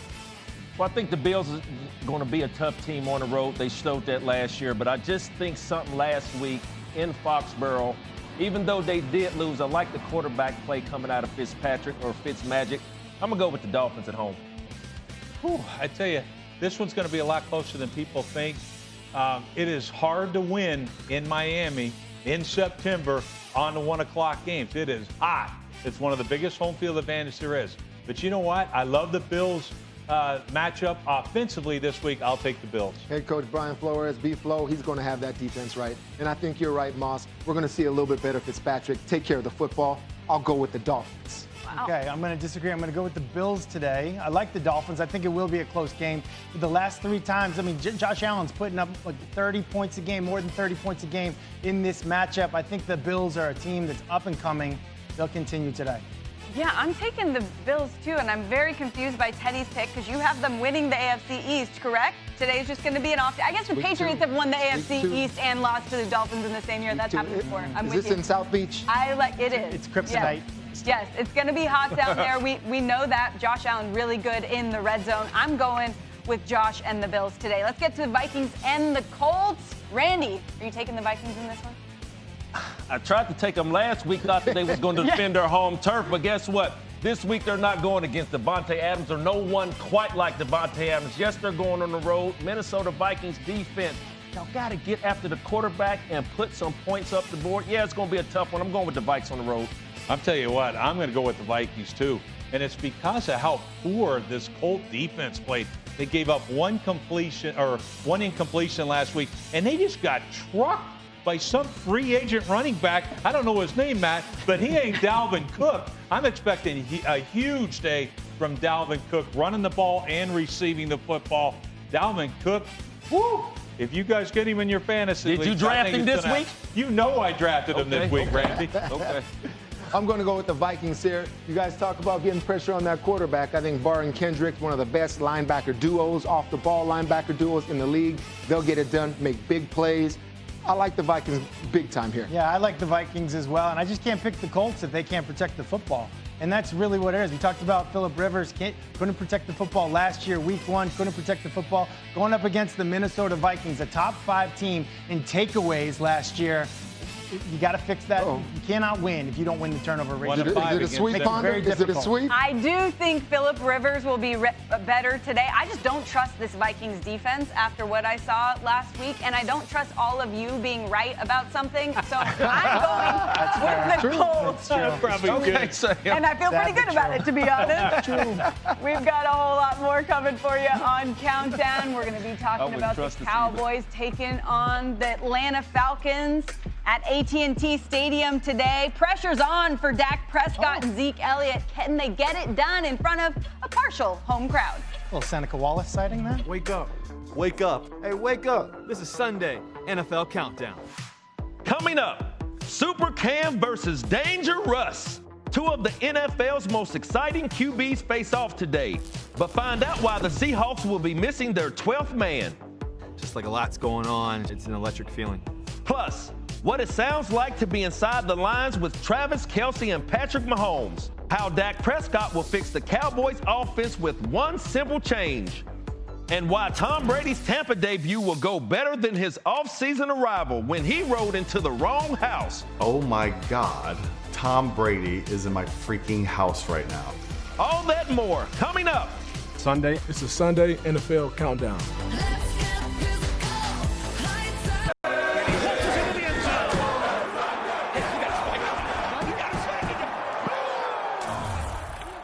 Question today, is Leonard Fournette ready? Looking for a better game after only 5 yards in his debut with the Bucs last week in an interesting matchup with Panthers running back Christian McCaffrey today. For more on who's playing and who's not, I know there's some information on this Bucs game. We go to Adam Schefter and Chris Mortensen. What can you tell us, guys?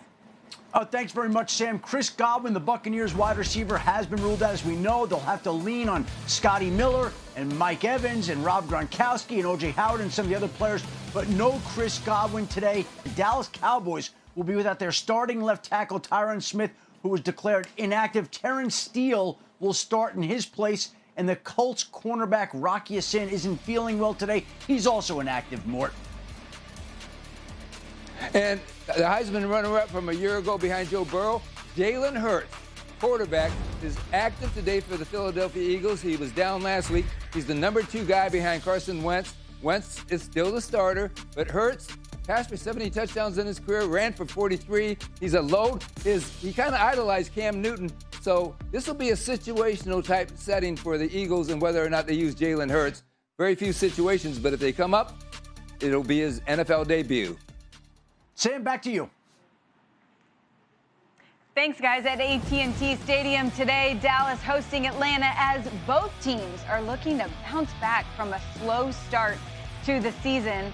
Look, the Falcons lost the season opener against the Seahawks despite Matt Ryan throwing for 450. Looking for a huge road win today as Atlanta has never started 0-2 with Matt Ryan. Cowboys lost 20-17 to the Rams last week. They're 1-7 in one-score games the last 2 seasons. Look, there's a lot of problems to fix, but at least they get a little help at home. Fans at AT&T Stadium today. For more, here's our Ed Werder live in Arlington. Well, Sam, the Cowboys expect to set the early season pandemic attendance record here today. Jerry Jones has declined to estimate the crowd, but head coach Mike McCarthy said around 20,000. Still, Dak Prescott said it'll make a big difference to have even that level of support. McCarthy has a reputation among NFL coaches for being able to create a competitive team every week using whatever personnel is available. That's important because the Cowboys have an NFL-high 9 players on injured reserve, and today left tackle Tyron Smith officially inactive with a neck injury, so the Cowboys have none of their top 3 offensive tackles. It's worth remembering the Cowboys endured the biggest pass protection disaster of Prescott's career 3 years ago in a game that Smith missed in Atlanta. The Falcons sacked Prescott a career-high 8 times in what is universally regarded as the worst coaching job of Jason Garrett's 10 years. Sam, this is a different coaching staff with different players, but a problem that McCarthy has to solve. Yeah, Ed, I mean, it seemed like that last week. Some of the same problems people have been talking about with this Dallas team. Different coach, some different pieces, same issues. Obviously, it's not good to have guys banged up on the O-line. They don't need protection issues right now. But, Teddy, how would you diagnose the real problem for the Cowboys today? We're talking about the Cowboys. You look at them and you see this team and you see the star, but I mean, take the star off the helmet. Take the star off the helmet, and who are we talking about? Just an average football team with players that have a lot of ability that can't get the job done when the game's on the line. And I'm done making excuses for Dallas because the more things change, the more they stay the same. When you're in a close game, what's the adjustment? I mean, you get 3.5 quarters of playing good football, and then the game's close, which is the way it's going to be every single week in the NFL, and you're going to have to make, I don't know, 5, maybe 3 to 5 plays. They can't make them. And now you got to start looking at these players. It's the players that haven't been able to execute, and that's all it is. Because once you get in that situation again with the Falcons, and you will be there again today, until you show me that you can do this not only this week but on a consistent level, you'll never be in the same conversation of those teams that win championships. Just like Ed's talking about, McCarthy making them competitive. competitive's not good enough, in my opinion, for the Dallas Cowboys. Yeah, I'm not going to give up on them yet, though, because it's a 3-point game at the end of the game, and they get the kind of a ticky-tack offensive pass interference. It's another form of an excuse, It's an excuse, but they're right there. They got to get over we talked about the fine line between winning and losing. They got to get over that. And when you look at the film, it's actually amazing that it was as close as a 3-point game because of how dreadful they were on 3rd down and on 4th down. They could not convert. And part of the reason they couldn't convert is because they're in too much 3rd and long. And that the magic number for me is 3rd and 7 plus. If you're in too many 3rd and 7 pluses, you're not going to win. You're just not. It's got to be 3rd and 6 or less. If it's 3rd and 6 or less, you get it more than you don't. If it's 3rd and 7 plus, 26% across the league, 26%. So what does that mean? You got to win on 1st and 2nd down. Is that Zeke? Yes. Is that a high percentage completion percentage passing attack? Yes. You can get there. These are fixable, correctable mistakes. And I understand you've been burned by the Dallas Cowboys over and over and over again, but they are very, very close. I would just say keep digging, keep working. They're going to get there. Certain players, right? There were a lot of those 3rd and 7 pluses with a kid by the name of Kyler Murray that still found a way during crunch time to get those things done. That's what I don't see. Consistently, though, you can't. Kyler Murray can't make a living doing that. He's going to take 6 or 7 sacks doing that. The Dallas Cowboys have a formula for sustained success. They just got to win on 1st and 2nd down much better. You know, I believe this, and everybody's going to continue to say it until it happens. This is a straight cash year for Dak Prescott. And what I mean by that, he has to really put up or shut up. When I look at this game going against the Atlanta Falcons, and what I mean by put up or shut up, I'm looking at the quarterbacks that are making all this money. Did you see the performance last week? We talked about it earlier in the show. Did you see the performance last week by Russell Wilson? 4 incompletions, 4 touchdowns. Dak is going to watch the same film that every other player in the National Football League is watching. So be able to take something from Russell Wilson, knowing that, yes, their tackles are they're missing their tackles today, but Atlanta Falcons have showed they don't have what they used to have in the secondary. They don't have what they used to have up front, led by Vic Beasley going out there. He's gone now. So when I look at this game, Dak Prescott needs to have something equivalent to what Russell Wilson. I'm not saying throw 4 touchdowns, but Dak Prescott being able to get the play. Yes, they lost Jarwin, the tight end, for the season, but you still have playmakers out there. It's not all about the running game. Dak Prescott needs to make his money, get those guys the ball, and put some points up on that board if he wants to remain in that elite Guys, they're going to echelon. I would think they're going to, put tons of points up today, regardless of the tackle situations. You've got, collectively, your 3 receivers. I'm sorry, but they're about as good as any in the league. And we said 4 incompletions last week yeah. is all they gave up, or is all they had. Come on, it's time to light them up. Dak's not necessarily the problem. The problem is, hey, winning on 1st, 2nd down, you hit it. 4 out of 15 on 3rd and 4th down conversions. Yeah. Well, that's coaching, too. You've got to do a better job of playing in those situations. And to me, that's where it starts. And McCarthy, I think the pressure's on him today. You got to show why Jerry Jones brought you in here. It's to win those type of games. It's to fix 3rd down, to be better. You've got a Pro Bowl running back. You've got 3 super talented receivers and a Pro Bowl quarterback. Yes. So to me, I'm sorry, you're out of excuses. Get the W today.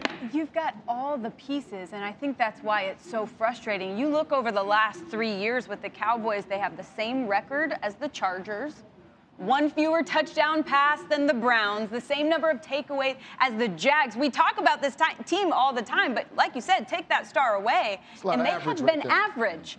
And that's just objectively true. Now, today is a good opportunity. I think that if they're going to make that jump like Matt's been talking about, this is the defense you want to do it against. And their coach, to your point about Mike McCarthy, he's actually never lost at AT&T Stadium. Today's his first time as the Cowboys head coach, but as the Packers head coach, 4-0. So maybe just good vibes there for him in Dallas. We shall see. Let's get out to Seattle, shall we? The Seahawks looked really good against the Falcons last week. But today, they're back home for an interesting matchup with the Patriots. A lot going on in this one. The chess match between Carroll and Belichick, Cam versus Russell, Jamal Adams with a little help against the Patriots this time around. Teddy can hear you, Joel. He was ready to go after that, and he's a Patriot. Okay, good. I don't know what's going on. The only one. I can't imagine. Matt, you should know this well. Look, a lot of these teams right now are playing without fans, but this situation feels different. What's the real difference that you would say the 12th man? I think it is different in Seattle. That connection to the 12s, goes back to Kingdome days. The NFL made a rule saying, hey, your crowd can't be too loud because they were too loud. Well, they imploded the Kingdome. There's a new stadium there. When I was playing there, they started this 12 flag thing. They brought it, they brought it to Seattle, and the fans embraced it.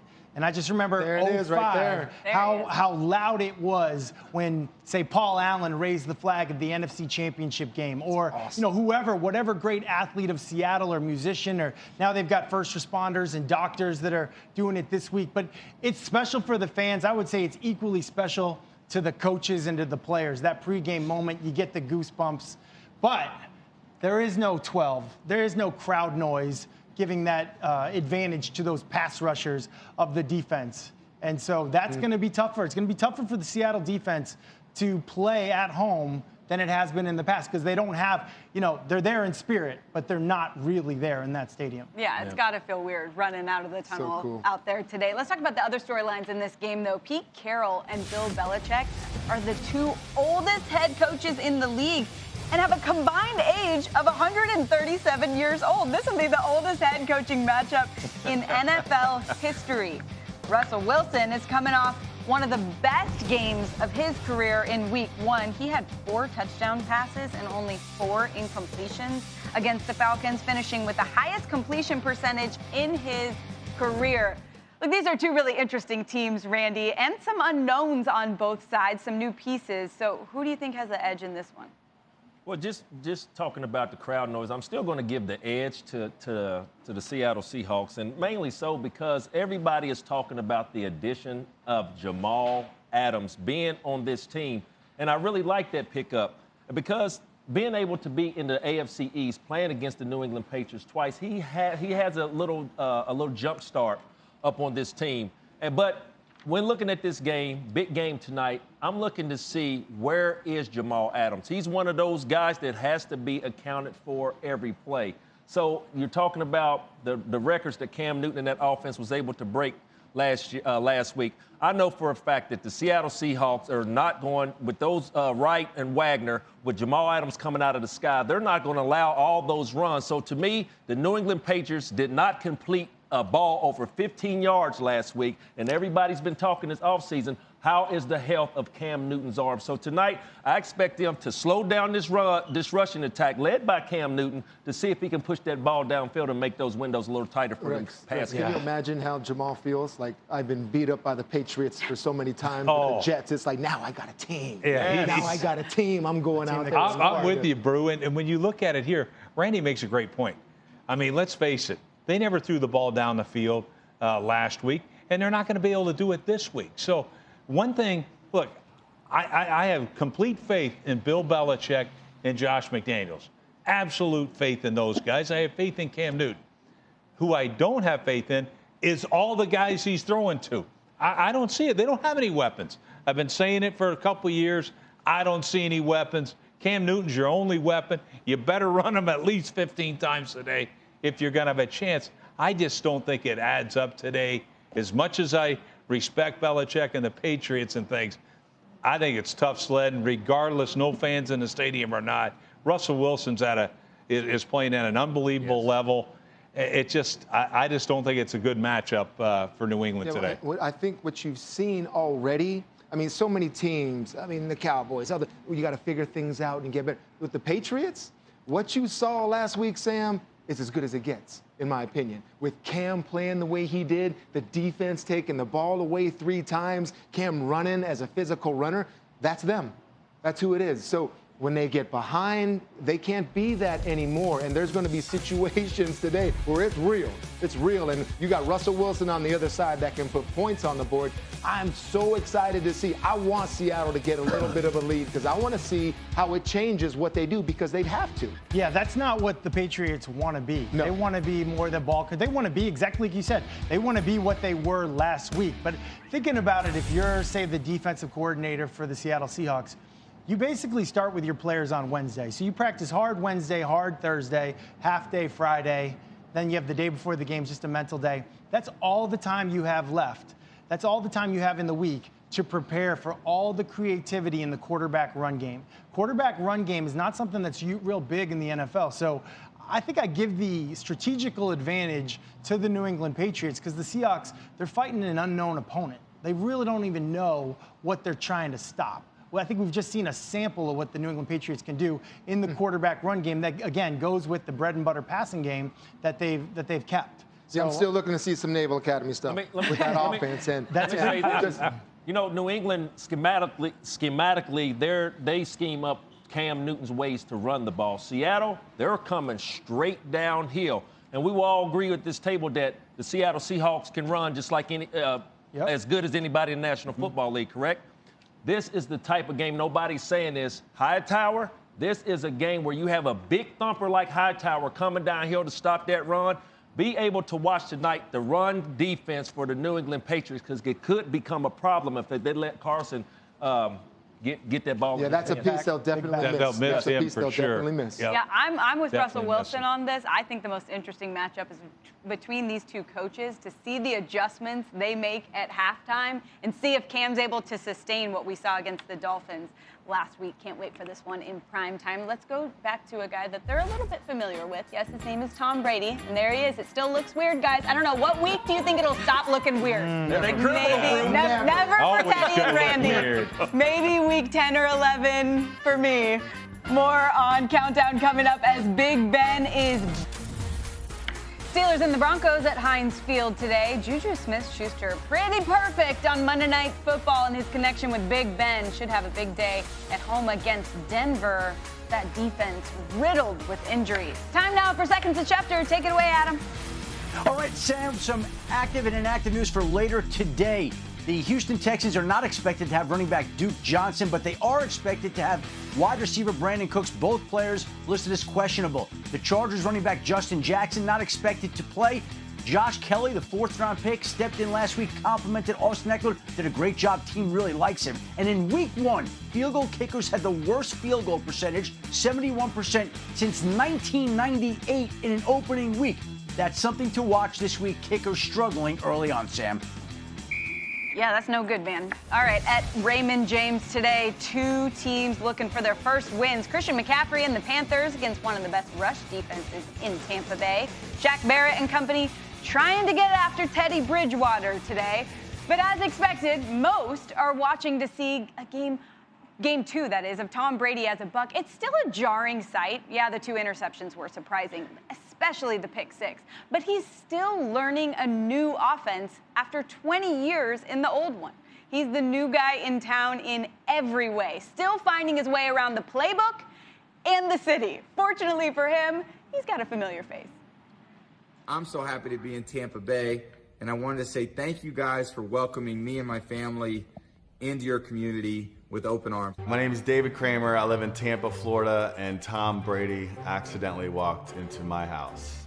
My neighbor is Byron Leftwich. He's the offensive coordinator for the Tampa Bay Buccaneers.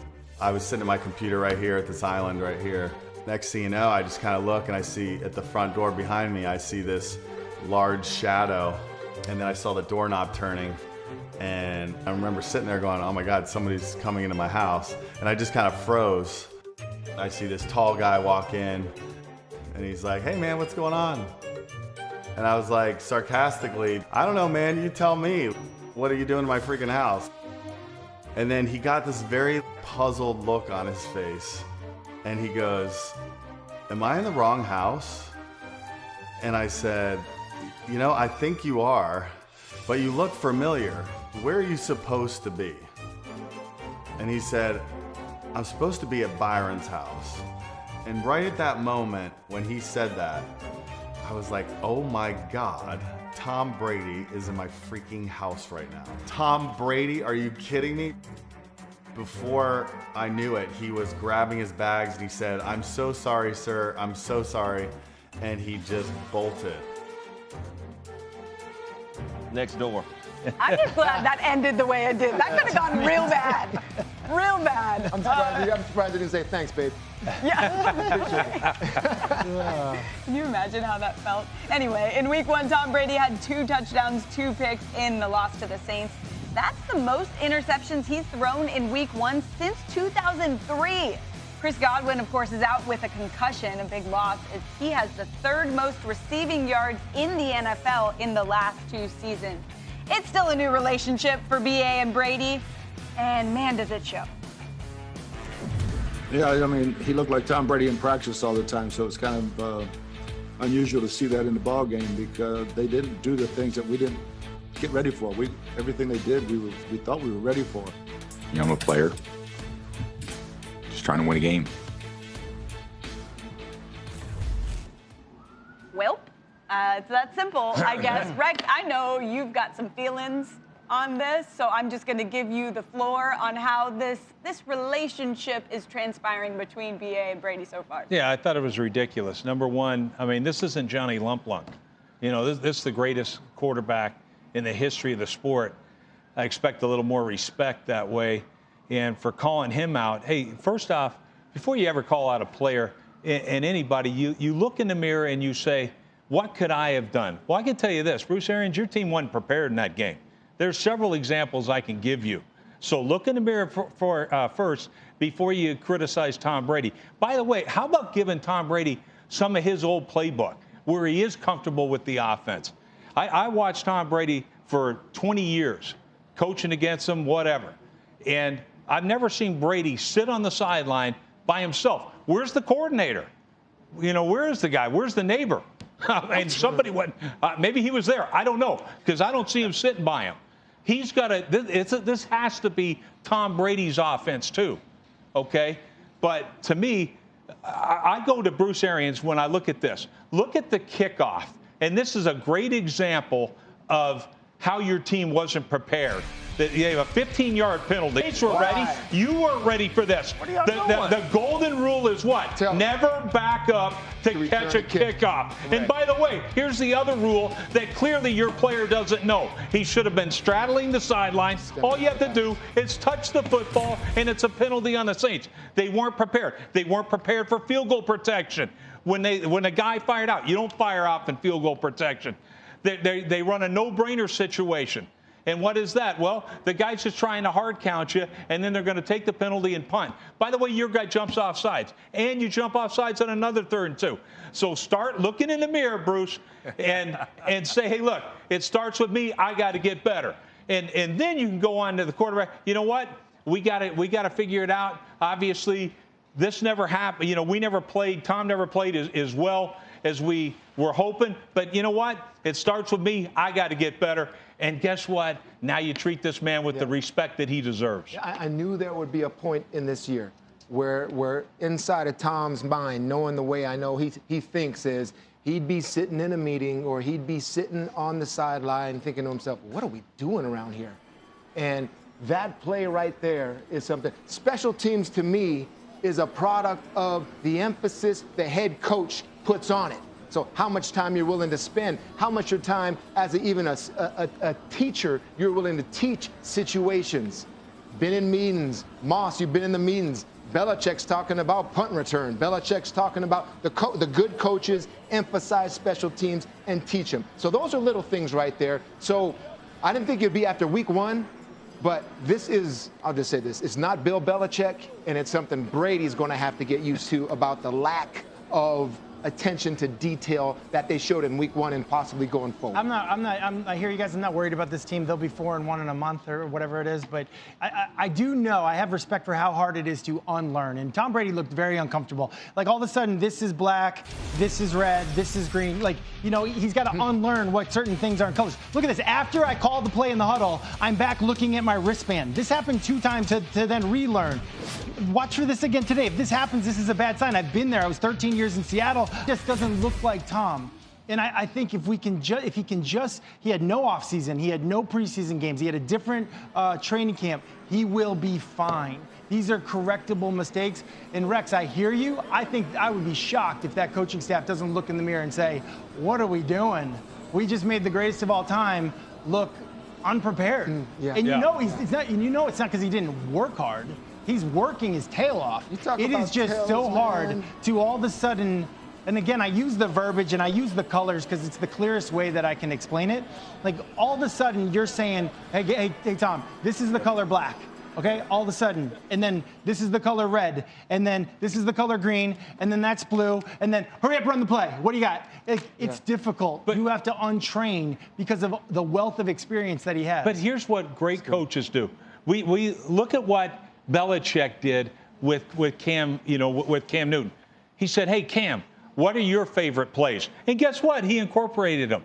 All right? I saw Brian Billick do the same thing. After we made a mistake, and tried to, to put Steve McNair in a different offense. He took it over and started running Steve McNair offense. You do that. Peyton Manning, who do you think? You don't think that was Peyton Manning's offense in Denver? I'm sorry. You guys need to let this guy comfortable. It might not be every play, but you got to do something. What we loved in New England was going up against teams that had this model. We do what we do. Because it's like, all right, that's who you are, we know it, and then we can do whatever we want to do, sort of mess with you. Now, but Tom went from that to going to a, do I say stubborn? Do I say arrogant in terms of coaching staff, head coach saying, I got this philosophy, this is what I do, you have to learn it because it's worked for me. When I look at, I'm going to switch it up to today's game because of the expectation that was set early before week 1 for the Tampa Bay Bucks. No Chris Godwin. Mike Evans is hobbled by a hamstring injury, and how long will that go? So when I look at today's game going against a division, an opponent, nobody is talking about him. I said this earlier. Where is Rob Gronkowski? You bring in Rob out of retirement, a future Hall of Famer, and I said this earlier. There's people talking about, well, Randy, he's lost a step. He's slowed down a little bit. Well, the football that I've watched, and anytime you have a player, mainly a tight end, that has lost a step, then you don't stop them. You keep those guys on the move within your offense. So, yes, Rob Gronkowski has took a step back. For him to have 3 targets, 2 receptions in a big game like last week's game, we need to see more of Rob Gronkowski because if he's able to make it a little easier on Tom Brady, I don't care what the offensive line doing. You got a comfort blanket in Rob Gronkowski. He needs to play a little bit better because that's what Tom is used to. If he gets comfortable playing with him, everybody else is going to have to gravitate to what those two are doing. So my eyes are on those 2 today. Yeah, and we know it's never been an excuse for Tom Brady about the weapons he had around. I mean, Julian Edelman was hobbled or on the list every single week. He's had to deal with that kind of stuff before. I just want to say one thing real quick about the Bruce Arians thing. I think some of that is just for show. I think some of that is for the media to make it seem like, hey, I'm the same on Tom Brady that I'm on everybody else. I can see your point about it coming across disrespectful, but I've got to believe that in those meeting rooms, he's going to defer to this guy. We'll see if it shows differently. I would think so. When you're given specifics, okay, on what happened on a play, like on the out, can't throw it out, low and outside, you're late, you didn't have ball strength on that. Those are specifics in terms of deficiencies that you had as a player. We take that person. Yeah. You want to go say, I played bad, fine. Now you're giving specifics on me out there. I take that a little personal, Coach. And maybe he wants him to. Maybe he wants him to get a little angry in week 2 against the Panthers defense. I agree. And it was the same. And they didn't have a preseason. So, yes, maybe we're freaking out a little prematurely. We would never do that. For more on this relationship, let's go to Jeff Darlington, who is at Raymond James. How you doing, Jeff?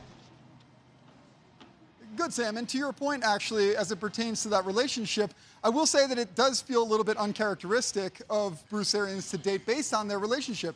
Speaking with people close to Brady, he really loves Arians. He's still figuring him out as a coach, but as a person, they have a really great relationship. So it did feel a little bit peculiar. But this week, and quite honestly, really when it comes to the player-coach relationship, what Brady is trying to figure out is how much input he can have with the teammates around him. He's gotten really close to these guys because during OTAs, the coaches weren't out at those practices. He was helping O.J. Howard, teaching him different techniques. He had Leonard Fournette over to his house. He is trying to figure out how much of a coach he can be in this situation. That, to me, is probably the bigger storyline than the relationship between him and Arians as it pertains to those comments. I think that that's something that we should watch. For now, though, I'm telling you, and I know you guys know this, Brady, while certainly a guy who can feel disrespected at times, was unfazed by what Arians said this week. And I know Teddy and I know Randy are probably rolling their eyes at me right now because they don't believe it. They always roll their eyes at you, Jeff. It's fine. It's nothing new. Just kidding. We've got to pay attention, though, to the relationship between Leftwich and Brady. That's one to watch out there today. Still to come on Countdown. Game picks are on the way of the early game. So let's get to our game breakers today. Teddy, get us started. Sam, let me show you why this Steeler defense is the best in the league. Of course, it starts with the linebackers, Moss. You know it does. Okay. Let's start with Devin Bush. Great off-the-ball young linebacker that has speed to cover and also wrapped up Saquon. They crushed the New York Giants last week. And T.J. Watt, yeah, he can get off the edge. You keep making plays like this. You talking defensive player there. You get me off my couch right here, TJ, when you're making plays like this. And Bud Dupree, the effort that this entire Steeler linebacker and defense plays with. Look at that. Getting there, the slightest ball disruption with the left hand to the interception. Go ahead, Bud Dupree. Best in the game, Steeler D. I tell you what, most improved coach in the league, Cliff Kingsbury. All right. Watch this play. You talk about preparation here. Nice shades, too. By the way, he's going to throw this thing, DeAndre Hopkins. Decent acquisition. Look at Larry Fitzgerald right before half, 10 seconds. Give me the ball. He runs over here, gives it to the center. Okay, now he's got to get in formation. This is just great preparation. They kill it. Now they're going to launch a long field goal here. Nice. Boom! It's good. But Cliff Kingsbury doing the little thing. Go ahead, Cliff. Hats off to you. Well done. Boy, let's go out to Seattle. I'm looking at a guy on a new team with a new scheme with some brand new energy. Yes, I'm talking about Jamal Adams. Tonight, the Patriots are going to have to find him all three tiers. Is he coming from the safety, the linebacker position, or is he coming from the line of scrimmage? Last week, 12 tackles. But listen to this, Rex. 8 solo tackles, Brew, out of those 12. So you talking about a chess match between him and the quarterback. Hey, New England Patriots, you better find him, because if you don't, he going to find you. It's a big game in Seattle.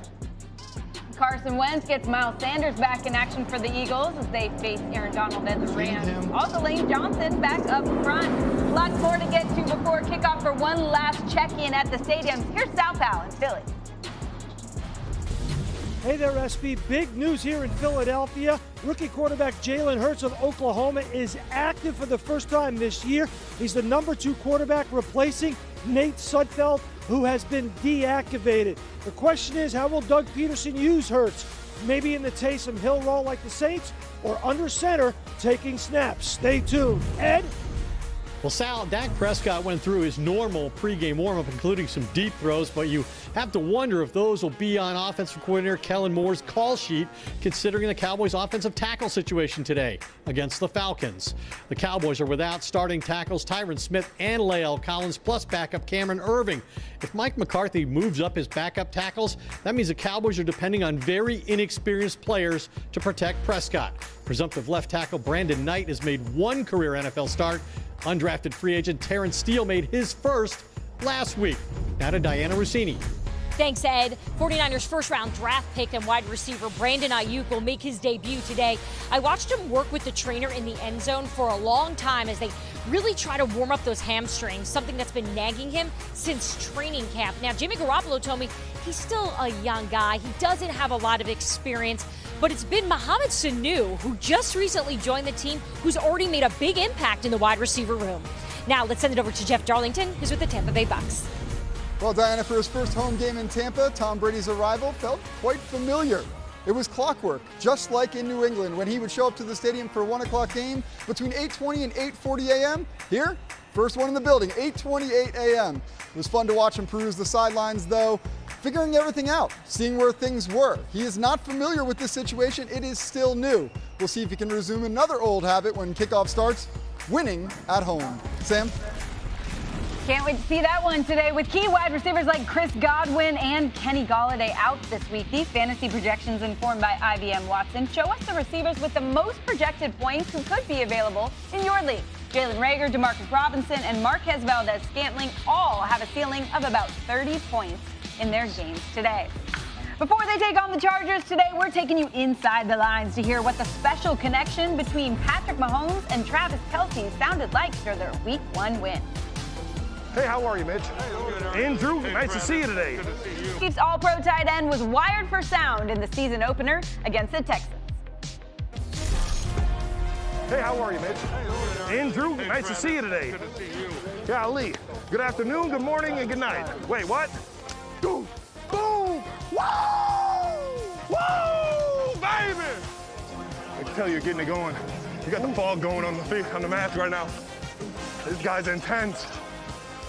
James, what's up, big guy? Matt, tell the people, what do you really do when you're mic'd up? You give it a little extra. Just a little extra. I love my family. Yes. All right, it's time for some game picks brought to you by T-Mobile. Let's start with the Chiefs and the Chargers today. It feels impossible, is it, Randy? Well, you heard me talking about that hidden gem that Andy Reid's found in the backfield, and I talked earlier about the L.A. Chargers being able to contain Kansas City through 4 games with Patrick Mahomes holding him under 200 yards. But I think with Mighty Mouse, Mr. Clyde, it's going to be a difference maker. I'm going with the Kansas City Chiefs. Randy, you know, I told you earlier how this Charger team can win this game. Ugly.